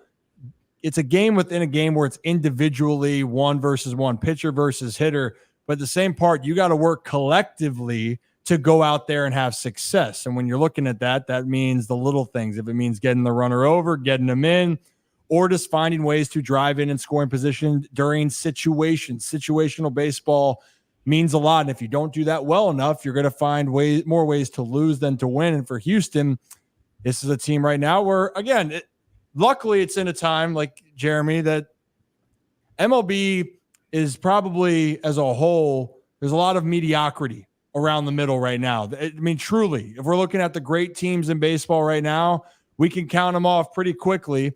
The Orioles, Yankees, Guardians, Kansas City, Minnesota are all playing really well. In the National League, you're looking at what? Is it 4 teams that were over 500 going into today? So you're not looking at a lot of great teams. So the Astros are still in a good position. And I think let's talk about this series then for a quick second. Rocco, you want to talk specifically about who is, I believe, is starting tomorrow as it pertains to the series? Who's the projected starter for tomorrow as it pertains to the series. And O's fans, I'm sure very few of them know the Astros pitcher who is going to potentially most likely be on the mound for tomorrow. And that's because this guy didn't even pitch in AAA. He's coming right from AA to the bigs, and that is Jake Bloss. And what should O's fans know about the opposition, this guy who's about to make his MLB debut, what he's bringing to the mound in Friday's game? It's not often anymore especially with a shortened minor league window, we see guys jump from Double-A, right? Certainly a pitcher. I think that says two things about Jake Bloss. Number one, he's got some ability. Clearly, he's got some ability. He's got some things that we're going to find out about when he arrives, as far as, how he protects his fastball and, things along those lines, right? The show you have to pitch in the big leagues. The second thing is it's his first day, and he's missed a level that you need to play at, which has now such a big gap between AAA and the big. Just not be that big a gap, man. It is miles between AAA and the big leagues now. So if I'm O's fans, I'm in. Heck, if I'm the O's players, I'm intrigued, right? I don't know what I got. I got somebody who may not understand the moment, who knows that right where he is. He's obviously going to be pitching at Minute Maid Park, so he's going to be at home in air quotes. But Houston's a long way from Corpus. I mean, it's a long way from Corpus when it comes to talent, it comes to execution. I think you're looking for a guy that's going to try to get through the lineup 1.5 times. I don't think they're going to burn him. I think that if the Orioles get up there and they swing early in counts, I think they're going to have a chance to have some success. Conversely, if Bloss can keep him off balance and keep guys guessing and velocity hunting, he might have a chance to do some stuff with him, right? I mean, the Orioles are a really good fastball hitting team. So if he's able to turn around and pick and choose when he throws a fastball in the zone, because those guys aren't missing in the strike zone, right? Orioles hitters do not miss fastballs in the strike zone. So if you're going to turn around and you're going to try to go after a lineup that is that accomplished, and they are accomplished hitters when it comes to what they can really do, you're going to have to get through 1.5 times and hope for the best. So, if I'm the Orioles guys, I'm ambushing velocity early. I'm making them beat me with something else, and we're gonna turn the page and see what we got. What the Orioles just did, I mean, to Heel and to Zach Wheeler in back-to-back series. I mean, the Phillies, and then you have the Yankees throwing out their top-of-the-line guys. Obviously, we expected that, and those guys combined give up 15 earned. Now you're looking at a guy that's coming from Double-A up to the bigs. You kind of touched on it there, but how do you truly see this going for Bloss on the mound? I mean, he's really getting thrown to the wolves. Well, it's lucky for you I'm not an Astros homer, because I can tell you the truth, right? I think you have an Orioles team right now, and this is probably the biggest part of the game that people never really talk about, and really they know they're good. They know they're good. And they know they have a window of going to be really good now, right? And so you got this guy Bloss that's going to look in on these dudes and be like,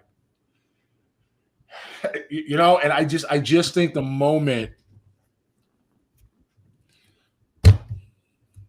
I mean, let's hope for a second that he can understand where he's at for the Astros' sake. But that's a tough assignment. And sometimes this is unfair. Sometimes in organizations, you bring guys up to be the sacrificial lamb, right? Because you don't know what you have. Verlander's obviously got, he's on the IL now, and he's not pitching. So this was his turn.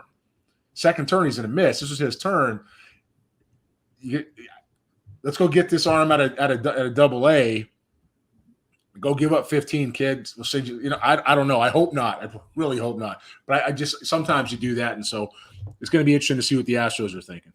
It's going to be two different ways now that you brought this up, Jeremy. It's either he's going to shove and have one of the best outings you can have, or it's going to be like very good, or the Orioles might put up a 12-burger spot. And especially we're talking about this lineup here. Welcome to the bigs, and you're facing Gunnar Henderson, MVP candidate, Adley Rutschman, MVP candidate. Who else we got on this? Ryan O'Hearn. Anthony Santander has 10 home runs in the month of June. I want nothing to do with this if I'm Jake Bloss. I'm like, why me? I want nothing to do with this. Can I pitch Friday? I don't want to pitch Thursday, or Saturday. So I don't know. I hope that's not the case. The Astros are searching for depth. They don't have any.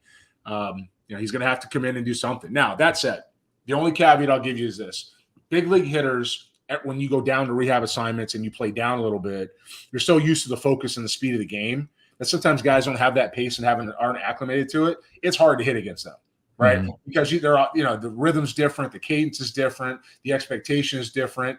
One of the parts about hitting in the big leagues and pitching in the big leagues is that everybody knows what's coming. Really, there's an option A and there's an option B in any situation, and it's about execution. Double-A, that's not the case. That's just not. They'll throw anything they can at any point in time to get an out. And so they kind of pitch sideways, not even backwards, like sideways, right? And so if that's the situation that the Orioles find themselves in, he could keep them off balance for a couple innings. That said, I don't think that lineup with that firepower is going to be bothered by a guy out of Corpus. I just don't. Well, everyone tune in. A lot of obviously the Oriole fans are going to tune in, but this is a time where you're facing a team that maybe got a little bit ticked off in New York after the whole situation of throwing back at each other. They took it out on the best team in baseball, the New York Yankees, and they are firing on all cylinders 1 through 9. But Jeremy, I think as we get closer, it's a month and a half away, roughly, this trade deadline. And Zach, less than now. And Zach, we've been talking about this, but this has been a brewing conversation, especially right now in Baltimore, Jeremy. I'll let Zach take it away. But with the injuries that Baltimore's had to pitching, there's been a lot more of a urgency, at least in the media, for what's going to be next.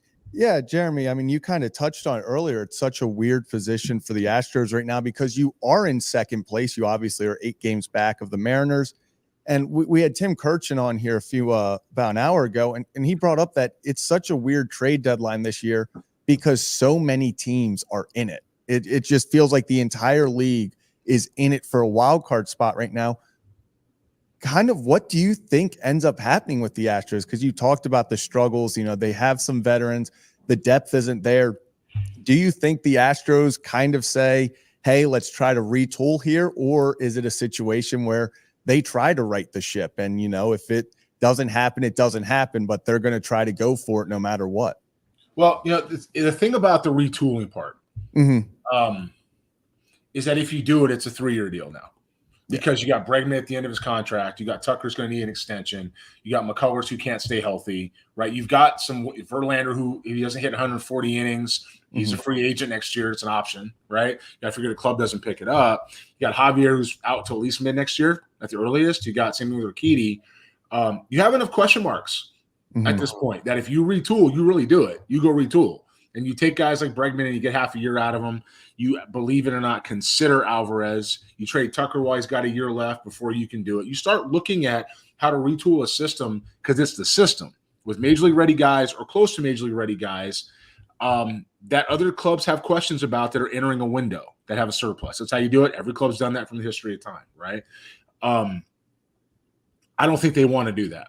Yeah, I really don't. I think, though, when you look objectively at the club, there's some questions about Alex. I love Alex to death. I do. You know, he's grown up a lot right in front of our eyes here. He's become a leader.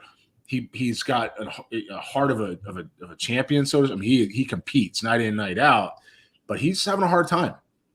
Staying healthy and being consistent with what he does. Jeremy Payne is under control for quite some time. Not even ARB eligible. We're good there, right? Alvarez is team-friendly contracts. Good for him too, but it's team-friendly contract. We're good there. Right. I think you trade Myers. I think you trade McCormick and that's what I would do. I'm dumping everybody. I'm getting everybody out of here, and I'm getting as many players as I can to complement the young Hunter Browns and the guy at Arrigetti's, if I believe in Arrighetti. And I'm trying to build around this young core. It needs 2 years in the big leagues to learn how to play, similar to what everybody else has done and what you guys saw in Baltimore. If they don't do that, they have to trade from the big league roster. And I don't know where they move. Right, you can't not moving Yainer Diaz, and you're not moving Caratini because that's you're right. You got Singleton at first base now. Mauricio Dubon. I mean, he's got to play every day if he's going to be here. You know, otherwise somebody else can do it. Somebody else can use him, right? So it depends which way they go. The problem with the parity, so to speak, because the parity isn't good parity. It's not like everybody's 5 over 500 or it's 500. That's not what you got. You have a lot of really bad baseball being played right now. There's mediocrity across the league, and there's the upper echelon, as you guys talked about, when we started out. So the parity's been created. Everybody's in it. That's interesting. It doesn't mean anybody's any good. Yeah. Okay. And that's all. That's not interesting. Right. And so I think that you're still going to see guys like the Astros have to make tough decisions. My guess is if you have the answer in 2 weeks. If they don't get this lineup correct, and they've hit the panic button, no question about it. They pulled Valdez 2 starts ago at like 60 pitches, right? That hasn't happened in 5 years. That's hitting the panic button, Okay. Yeah. If you're hitting the panic button and playing October baseball in June, you've got a shortened window before mathematically it doesn't matter, and you have to move players out to get something back to help your club long term. My instinct says Crane doesn't want to do that, and that he keeps everybody here. Mm-hmm. That's my instinct. I don't know if that's the smartest thing to do. Yeah, and I think, like you said, it's the parity in baseball right now. It's not that, oh, yeah, everyone's competing because they're good. There are a lot of teams that are really struggling right now, so it makes it tough on these GMs to say, do we go for it and just try to make the dance, or do we say, hey, we're not that good, we're probably not going to make it, let's start focusing on next year? Yeah, and right now, to give context to it, where they currently sit, the Astros are 8 games back the Astros are 8 games back behind the Seattle Mariners, and 6 games back of a wild card spot as we talk right now. And a team that I didn't think was we weren't sure. A team was supposed to pick last to win, or last in the American League East. The Boston Red Sox are sitting at 40-35. In 2 weeks, we're going to learn a lot, Jeremy. There's no doubt about it. Hey, before we let you get out of here, though, any just what you are up to right now? Anything you want to plug and talk about besides, obviously, you got your analyst work in the Future Star Series? That about covers it. That's about it. It's unbelievably bananas right now. I'm thankful. We're getting ready to go to Nashville for the Future Star Series. The Combine was great. I want to give MLB a little bit of love on the Combine. Anytime you got to manage 300 bodies, that's hard to do, right? And they found a way to do that. There's some good players. There's a lot of same out there. I think the industry in the next group is going to shift a little bit back to having guys that are more roles, but look, man, bouncing around on the prospect side and figuring out the draft a little bit, and staying busy with the big league club and some international. It's a good time, in my life, and I'm thankful for it. And of course, I get to spend time with you fine people and talk baseball, which is always a win. Well, we appreciate you. Well, we'll catch up. We'll see how it turns out. At least for everyone's gonna be watching now to see how a little debut happens. If there's a little welcome to the Bigs moment. But Jeremy, appreciate you. Thank you for taking the time, and we will talk to you soon. Yeah, guys, good to be back. Thanks for having me. Jeremy Booth, everybody. Hey, always good having Jeremy on. Okay, thank you. What? Nothing. I got it. I don't like it. And Insight, by the way. Hey, Insight. Glass is coming on right here. Insight, appreciate you. And here's to the O's, who are such professionals. They don't get mad. They get even. Mm-hmm. Yanks, keyboard warriors, and talking heads, take heed. This is how real men play. Go O's, Magic Redux. Go Boys, Orioles emoji. And look, the Orioles, they're feeling good. And also, by the way, if you're new to the channel, hit that like and subscribe button. How can we forget D. Porter? Death Taxes and D. Porter just coming through for the boys. Appreciate you, D. Porter. As always, man, I was clapping. Yeah, there was a couple of other members that joined as well. I tried to make sure I got them at least in the chat, but shout out. There was a lot more channel members that joined as well during. Yeah, I'm trying to see, and we appreciate that. You want to be a channel member? We got right there's one. Daniels, Sam Haynes Knight, Sam Haynes Knight. And then did we get to? Yeah, we got, because he found the join button. Yep, there it is. Pop 27, baby, love it.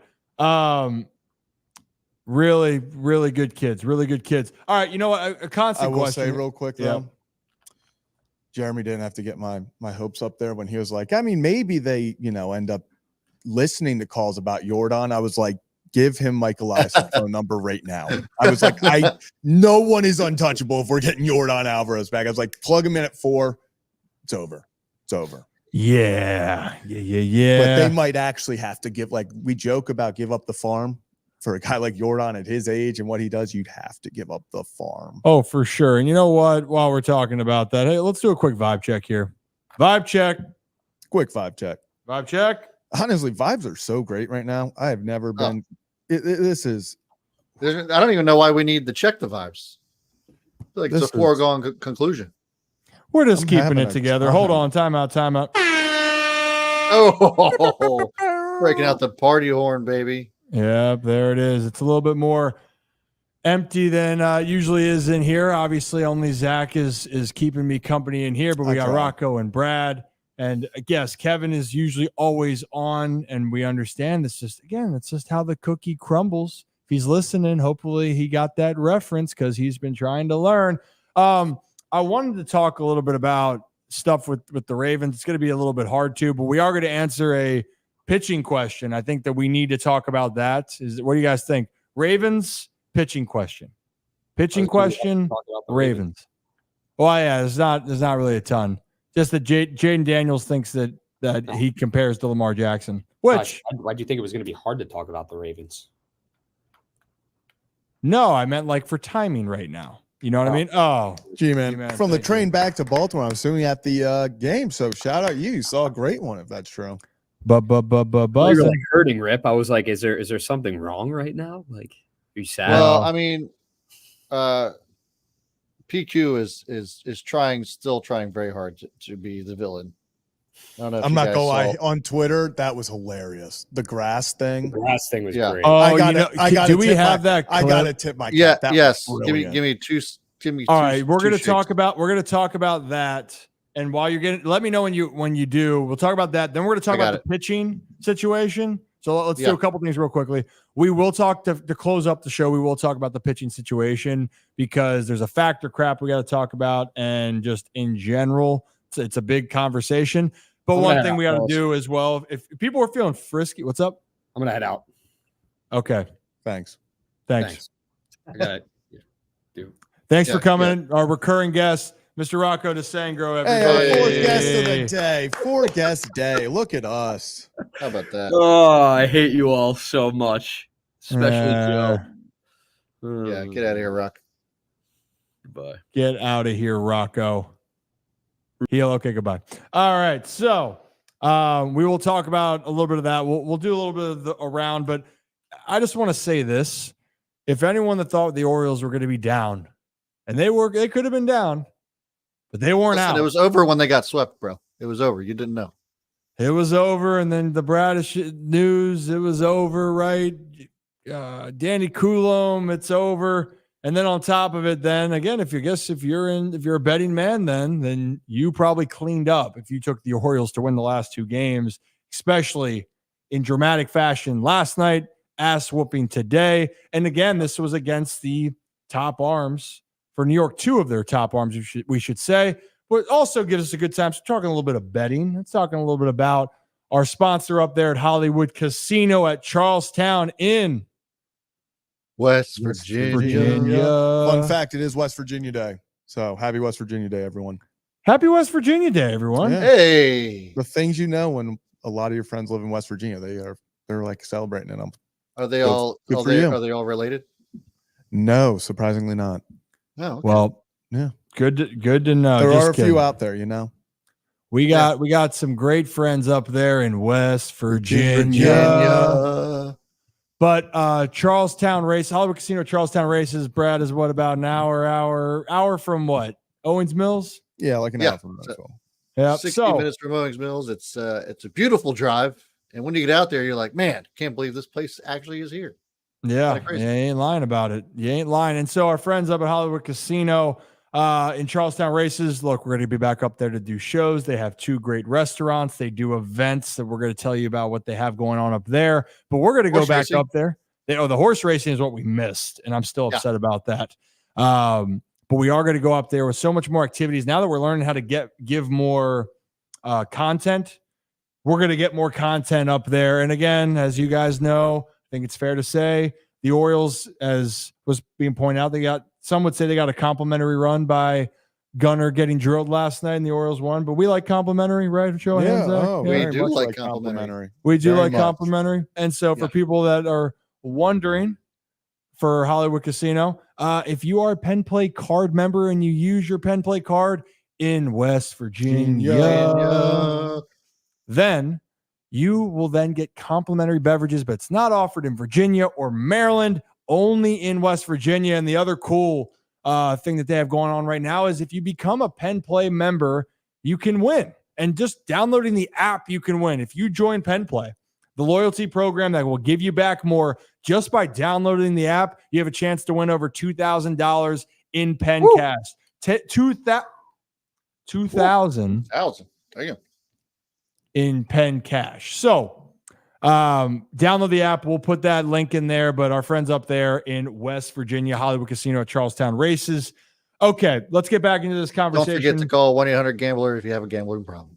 Yeah, it's a good point. 1-800-GAMBLER. Do not go there if you're not 21. Again, Kevin was almost not allowed. And the thing is, Kevin's older than you, Zach. Yeah, that's what a lot of people don't know is Kevin is 2 years older than me. So you wouldn't think it, but no, because he looks like a child.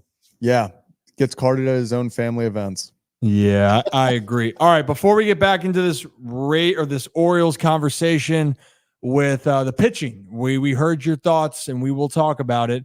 This conversation with PQ and I saw that Jack Settleman and Marlon Humphrey got in on the conversation, and then Pat McAfee, right, Brad, was getting in on the conversation about what the grass being greener, so to speak. Yeah. So just take a listen, and we'll react to Pat from this Pat McAfee clip on the other side. But PQ's trying this one. I think actually hit the mark. So take a listen. Coming out of the entire thing, Mr. Humphrey says at some point you got to realize that the grass isn't always greener. You know, leaving Baltimore, going to Pittsburgh. In response, Patrick Queen put out a video of him drinking wine and watering the grass. You know, because the comment is that the grass isn't always greener. Marlon Humphrey said about Patrick Queen leaving Baltimore and going to Pittsburgh, and then he said, "No, it's greener where you water it." And this dude watered his grass out there in Pittsburgh. Patrick Queen's loving being a Steeler, and that's another guy that I think most Steelers fans couldn't have dreamt of being a Pittsburgh Steeler just like 6 months ago. Now everybody's optimistic as hell. Is that a good taste or a good read on how Pittsburgh is? It absolutely is, because if there's been one weakness in the defense the last, I don't know, since Ryan Shazier's injury, it's been the linebacker position. They have tried. They have not been able to replace him. And Patrick Queen, who was a first round pick, a top pick, has been incredible in Baltimore. Was like Omar going to get him you put the stamp on, okay, Omar's doing things a little different around here and bringing in guys that are going to help immediately, and bringing in him to, now that we have TJ and Cam, and you got Minka in the back, and now you have Patrick Queen in the middle. You've got Cam there. Is that everything good there? Yeah, everything's good now. Okay. Now or is it? Well, he missed like a day or two. Okay, everything's good. Okay. Because he said my plan is still to be a Steeler fan. Yeah, listen, he still was his plan. Which he is. Yeah. He was born in Pittsburgh.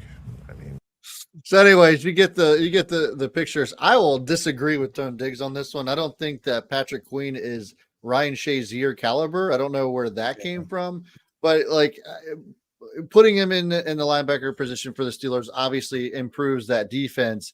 Just not sold yet. I mean, the way he got elevated last year, it was really kind of the only great year for Patrick Queen. All the other ones were kind of mid at best. Thoughts, fellas? Yeah. I think, well, look, I think PQ is going to fit into their culture well. I'm still I'm a big culture guy, and I do believe that Mike Tomlin has built a culture over there that people buy into. I think Patrick Queen's going to fit into that.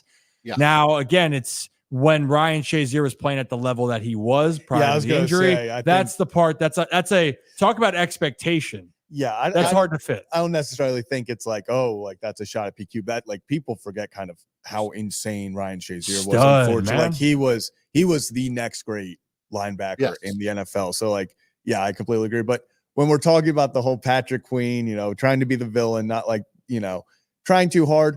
He's had a few, I would say, more misses than makes this year on his comeback attempts at the Ravens. We've seen the food takes, all of that. He got this one. This one was good. The watering the grass video.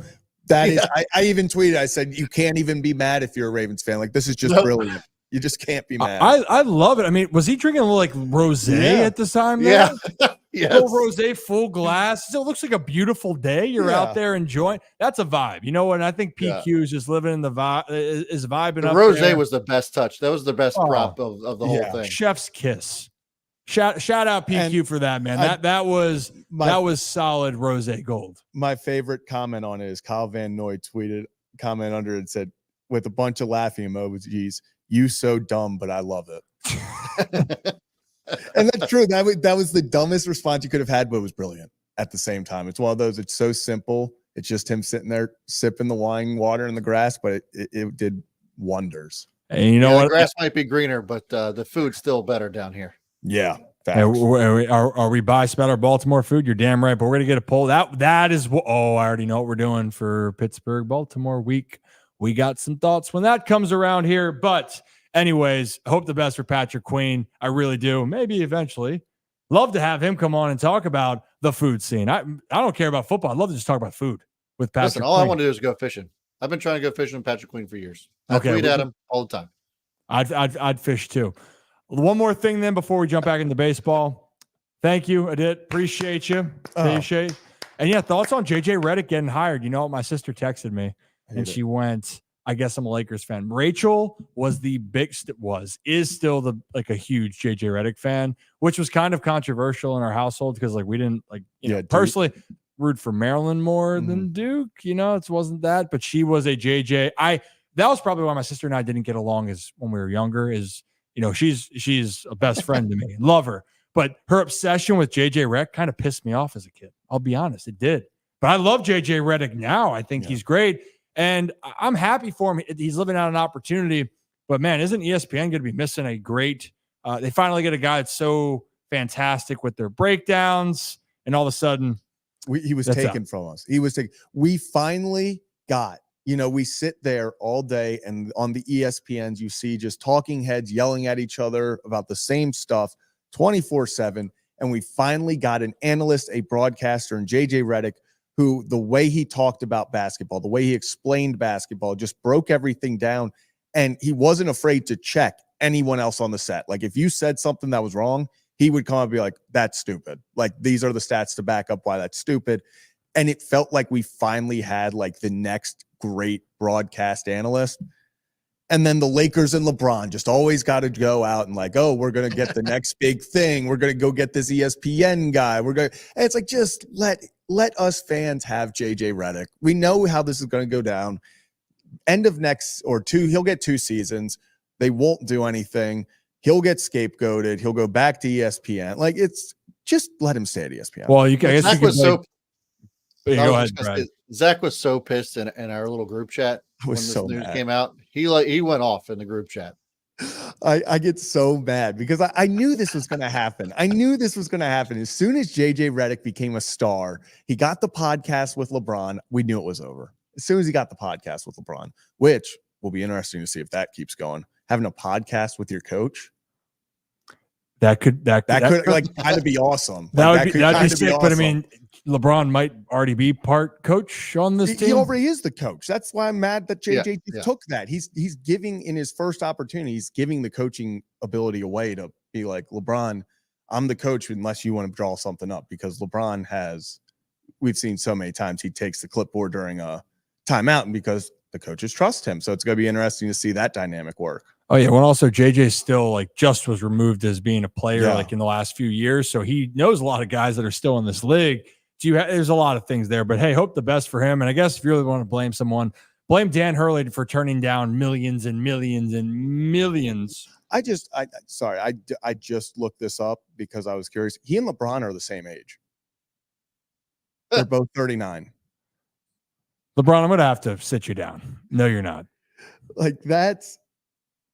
This is going to be a disaster. This is going to be a disaster. No, it might. You know what? We're rooting for JJ. I would love if JJ has success. I just don't see it with this squad he's been handed. Yeah. Good kids. Well, if you're new to the channel, hit that like and subscribe button. We appreciate it. Yeah, I mean, I'd listen to a John Harbaugh and Lamar podcast in a heartbeat. When's Lamar releasing his Lamar Jackson interview? It's been like a year and a half now. And the weirdest thing is you thought it was over once he re-signed, but then he'll randomly hint at it and he'll be like, it's still releasing soon. I just want to see him interview himself. That was going to be the greatest interview ever, and they've yet to deliver. Yeah, I wonder how the entire gym is also doing. Yeah, it's not just part of the gym. Yeah. It's the entire thing. Yeah, good kids. iPad not included. iPad not included. I can't wait. You know what? You know what's going to be fun here, guys, is football is going to be back. We'll have basketball just ended, but that will be back. Baseball, which I love, is going to be run in the summer. But when it gets to the fall and summer, it's summer, fall, football, baseball playoffs, just everything's going. Basketball and hockey will then come back. Fall's going to be a great time. But before we get to the fall, too, guys, in August, mark your calendars, July 31st, down in Annapolis at the Navy Stadium there. I think it was Premier League, which we're still going. We're still going, right, Zach? I'm going. Oh, yeah. Premier League's going to be there. I'll be there. So Crystal Palace, Wolves, both playing there July 31st, 8 p.m. Tickets are as low as $35 to go there. The website statesidecup.com. The amount of content we're going to get down there, but this is going to be a fun summer in Maryland. And again, we bring these up to you because if you're from the Maryland area, go check it out. Come join us. We're going to be down at the Yard. We will make sure that we see you down at Camden Yards, but come down and be a part of a great experience in Annapolis, right down the road. It's beautiful. How many times do you see guys on the pitch? And that is the term over there, on the pitch, hitting the ball around here, which they call football over there as well. Not our type of football, as a lot of people would know. So anyway, if you're new to that channel, hit that like and subscribe button. We would greatly appreciate that. Bob, I'm seeing you say a comment about someone was saying that I was crying about the Aaron Judge play. And this is how I like. No, he's saying that other people were crying about it. He commented on a MLB post talking about is always the Yankees crying about Judge. But then he said some guy commented to me that you were crying about it. Were you crying about it? I guess I was devastated. You got to stop crying about it. I might have been crying. It's just baseball, Ryan. I was crying. There's no crying in baseball. Yeah. There's not. But, and Kevin hasn't seen that movie either. On another note, there's though. No oh, my God. Has he really not seen that movie? There's no chance. There's zero chance. There's no chance Kevin has watched that. No chance. No chance he's watched that. But it's like on TV everywhere all the time. I don't give Kevin the benefit of the doubt. No. That's fair. But if people go and watch my breakdowns and being objective, I actually just was saying it wasn't intentional. I didn't say that the Yankees were crybabies, didn't give any two shits about. I just said, yeah, I know what it's like to get hit in the hand. It sucks. I did say that, but also did we see today what happens when you throw the ball over the plate to Aaron Judge? And I'm not saying hit the guy, I'm not saying hit him, but the strategy to stop Aaron Judge is you're trying to then work in on him. And Aaron Judge swung at a pitch earlier in the game. He was not trying to do anything malicious. Suarez, the ball came up and in and hit Aaron Judge. He's fine, by the way. He went deep opposite field off Cole Irvin. Dude's a stud, and I think that's what people will get confused. Like, I just see it how it is, or I talk about it and see it how it is, and I respect players. Aside Oriole fans, a couple people get mad at me because I said, hey, love or hate Judge, but damn, he's a good player. It's like read the room. Read the room. The Orioles are up 11-3. How dare you compliment a player who's just setting the world on fire? Yeah. Number one in the MVP vote, but you want to call him a damn good player. He's only the best home run hitter in the league. Yeah. He's just shame on you having another historic season, but other than that, and still, despite it, still handles himself very well in a New York media on another note. But and there we go. I knew it. If we have to have the question, Kevin.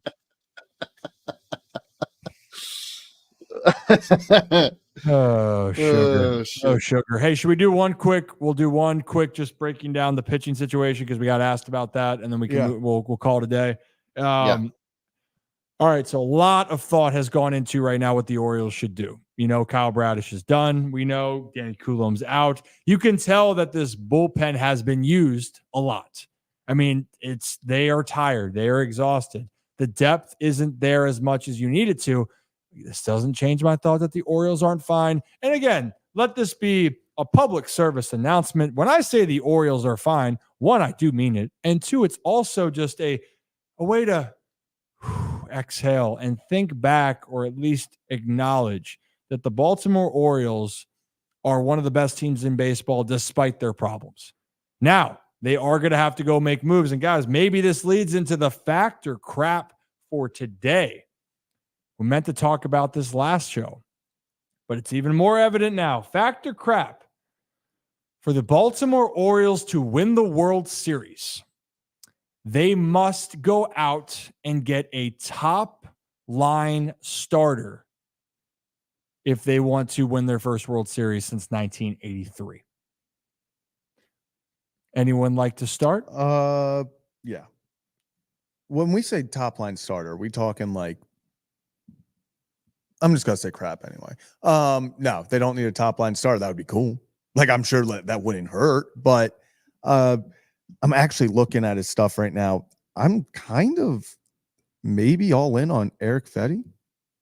I think that would be an interesting, like, lower. I think they're going to make a move, obviously, for a pitcher, but I don't think it's going to be, especially a starter. I don't see them going out and getting that Garrett Crochet, Jesus Luzardo, that type of like, oh, you're going to get a number one.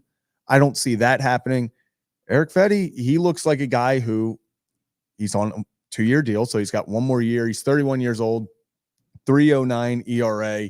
He's pitching really well for the White Sox, and everyone's got their eye on Garrett Crochet there, obviously.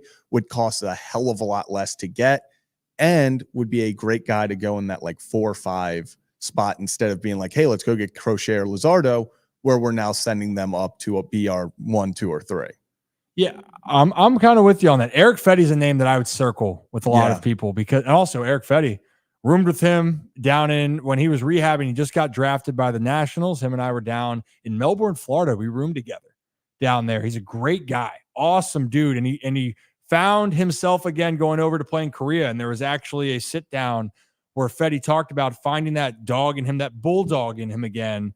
And he's been that type of bulldog, especially this year. And it's a guy that more than likely, Zach, is not going to be maybe costing this gigantic asking price. And I think that's the part where that would be very interesting. Before we dive further, Brad, do you have an opinion on this fact or crap? I'm going fact. Okay. The only reason I say that is because of how the playoffs were last year, and I know it's a completely different year, but when we had guys that we thought were top tier or were pitching well, and how that all went down. I'm not saying that the Orioles can't win a World Series if nothing really changes, or if we go out and get some sort of middle tier starter, but there is a need for a starter in that rotation. It's June. I think that there's still a high possibility that there's another injured pitcher out there. I don't want it to see it be Grayson, but we've already seen an injury scare with Grayson Rodriguez. So I think that we do. I don't think that it's really necessarily crap at all. I think if it's not really the level of talent that's currently on the roster, it's what happens when another pitcher gets injured.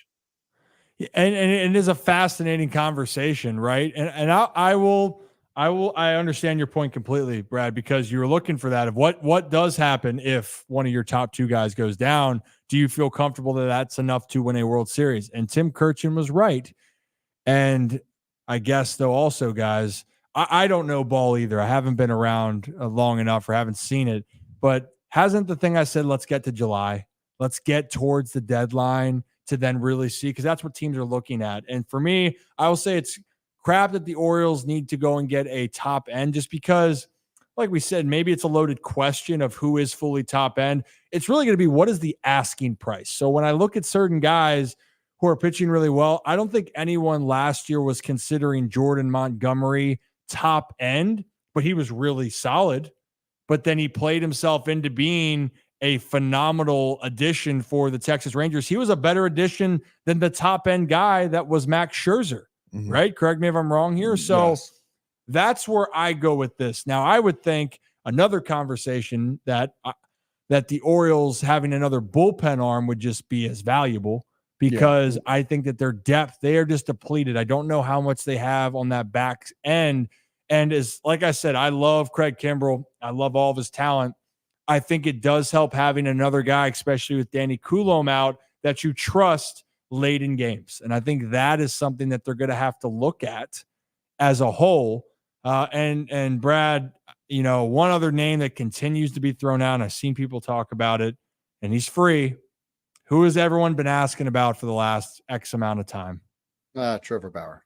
Trevor Bauer. And so let me talk about this for a second. Tim mentioned it earlier on the show, so you guys can go back and hear Tim's opinion. Trevor Bauer is not a fit for Baltimore.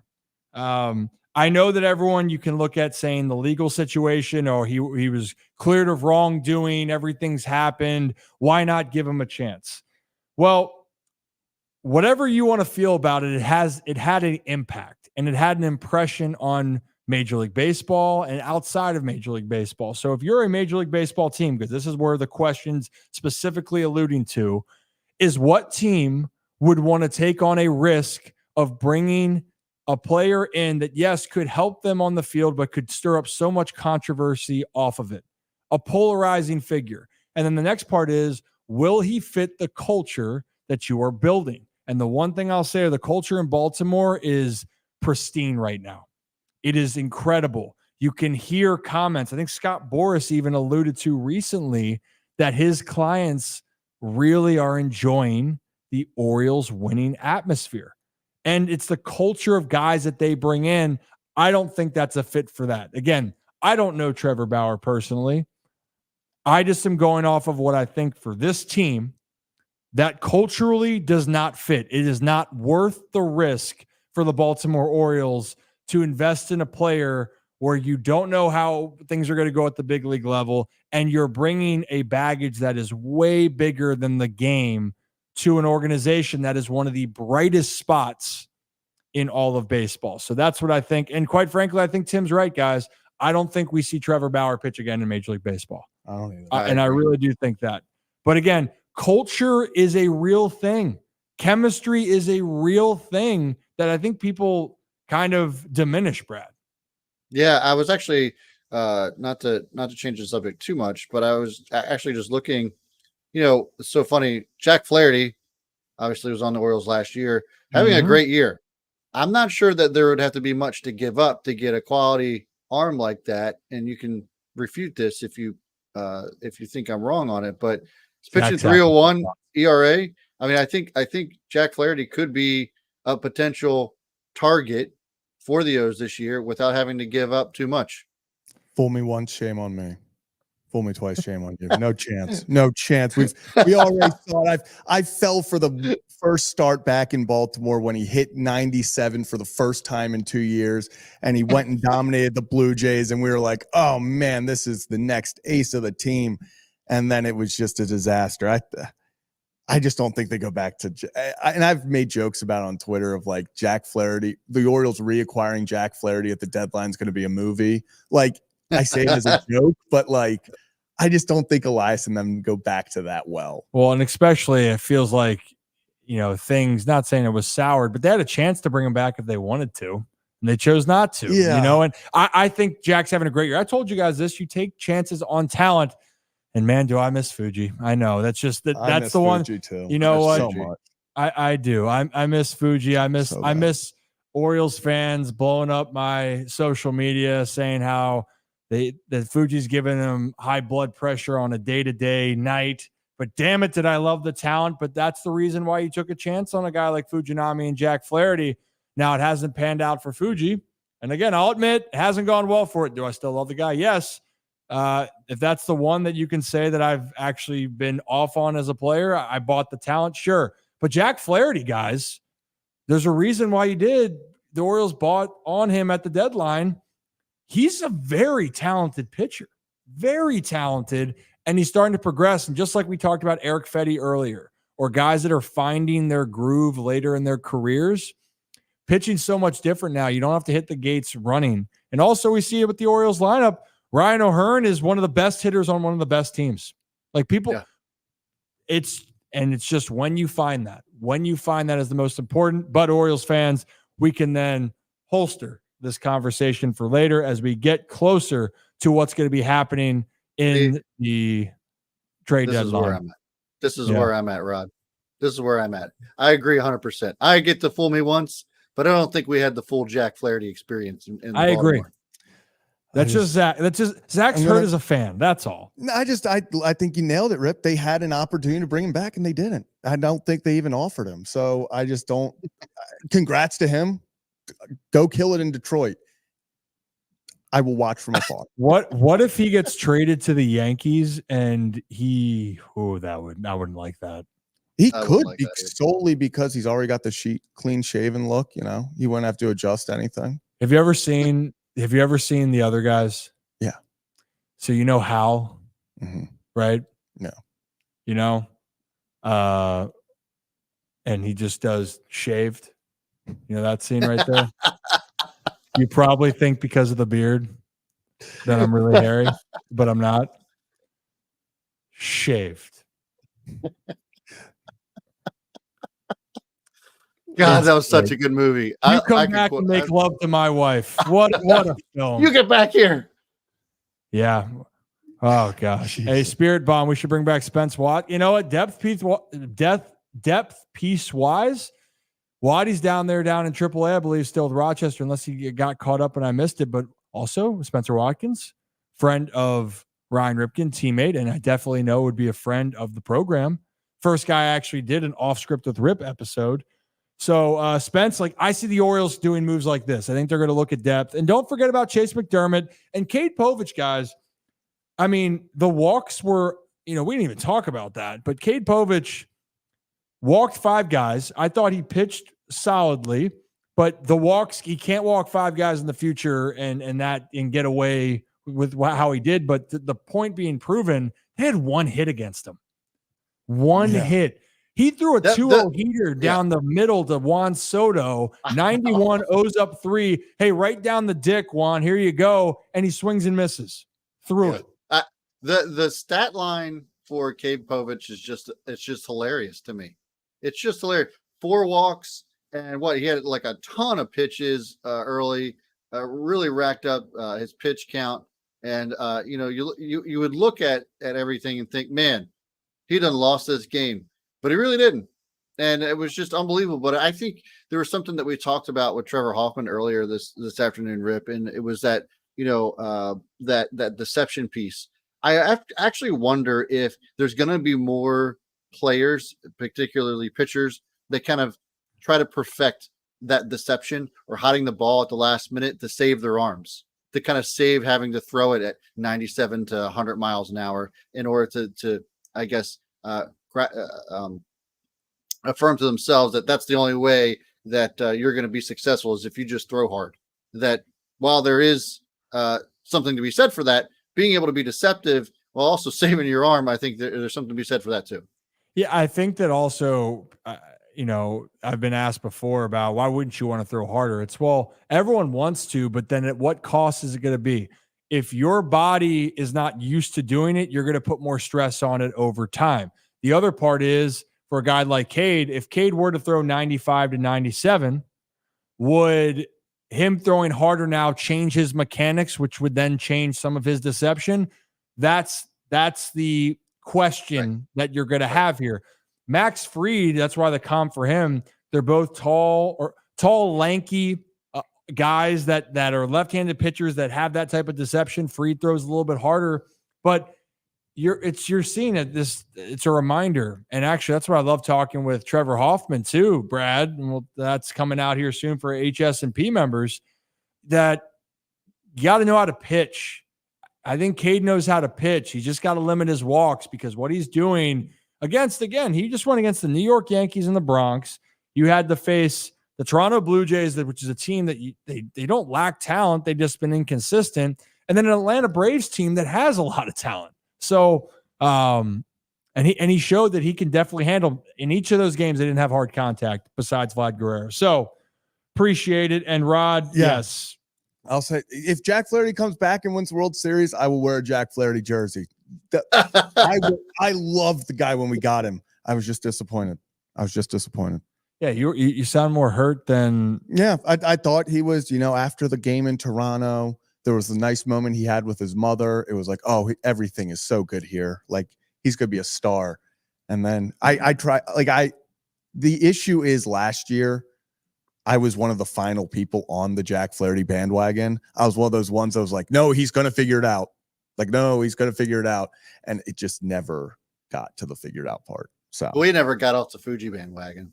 We rode that bitch until the wheels fell off. I still am riding it. And even though he's pitching, he's throwing bullpens. He's back throwing bullpens for the Mets. So boom, baby. And again, I told you guys that, and I'll admit if I'm wrong about it. And hey, I might have been wrong about Fuji. Haven't been wrong about a lot of other things. But if I was wrong about Fuji, vibes he has. That you can't take that away from that man. He has so good. The vibes for sure. Yeah.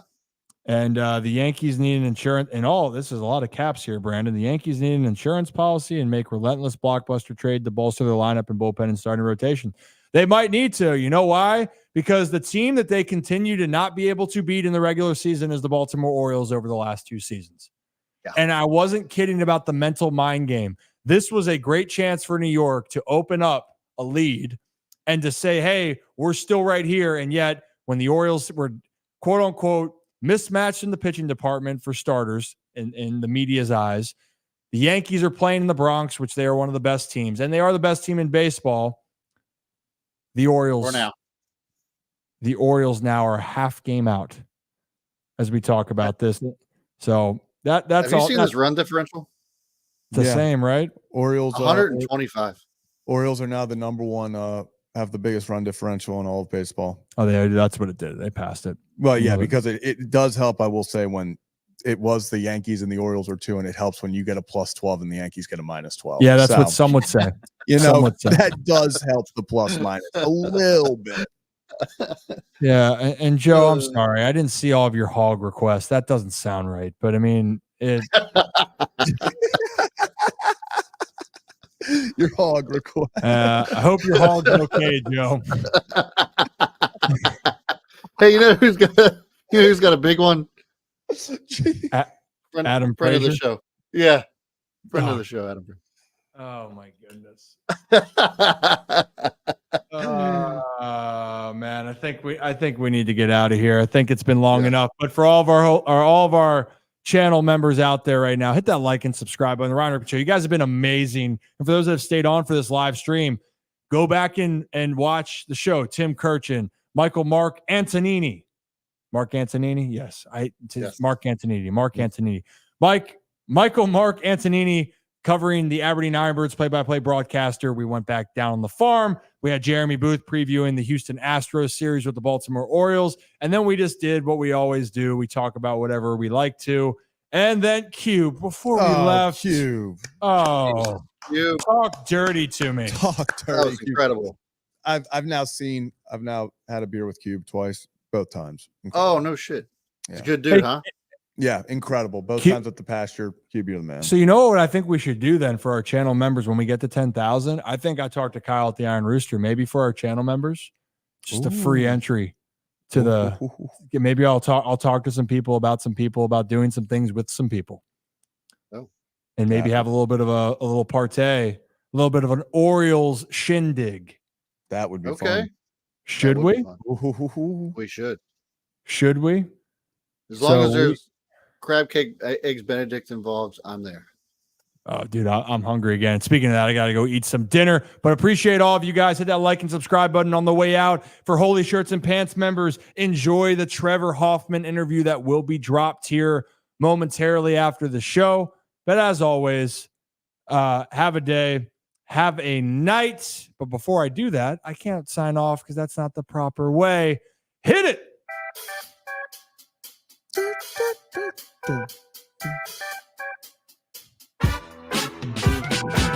As always, here at the Ryan Ripken Show, we appreciate you for joining us again. Orioles feeling good. Every vibe is high. Enjoy your weekend. Be safe. Be careful. But always, have a day. Have a night. We'll see you Monday for a brand new edition of the Ryan Ripken Show. Juan Soto's little bit.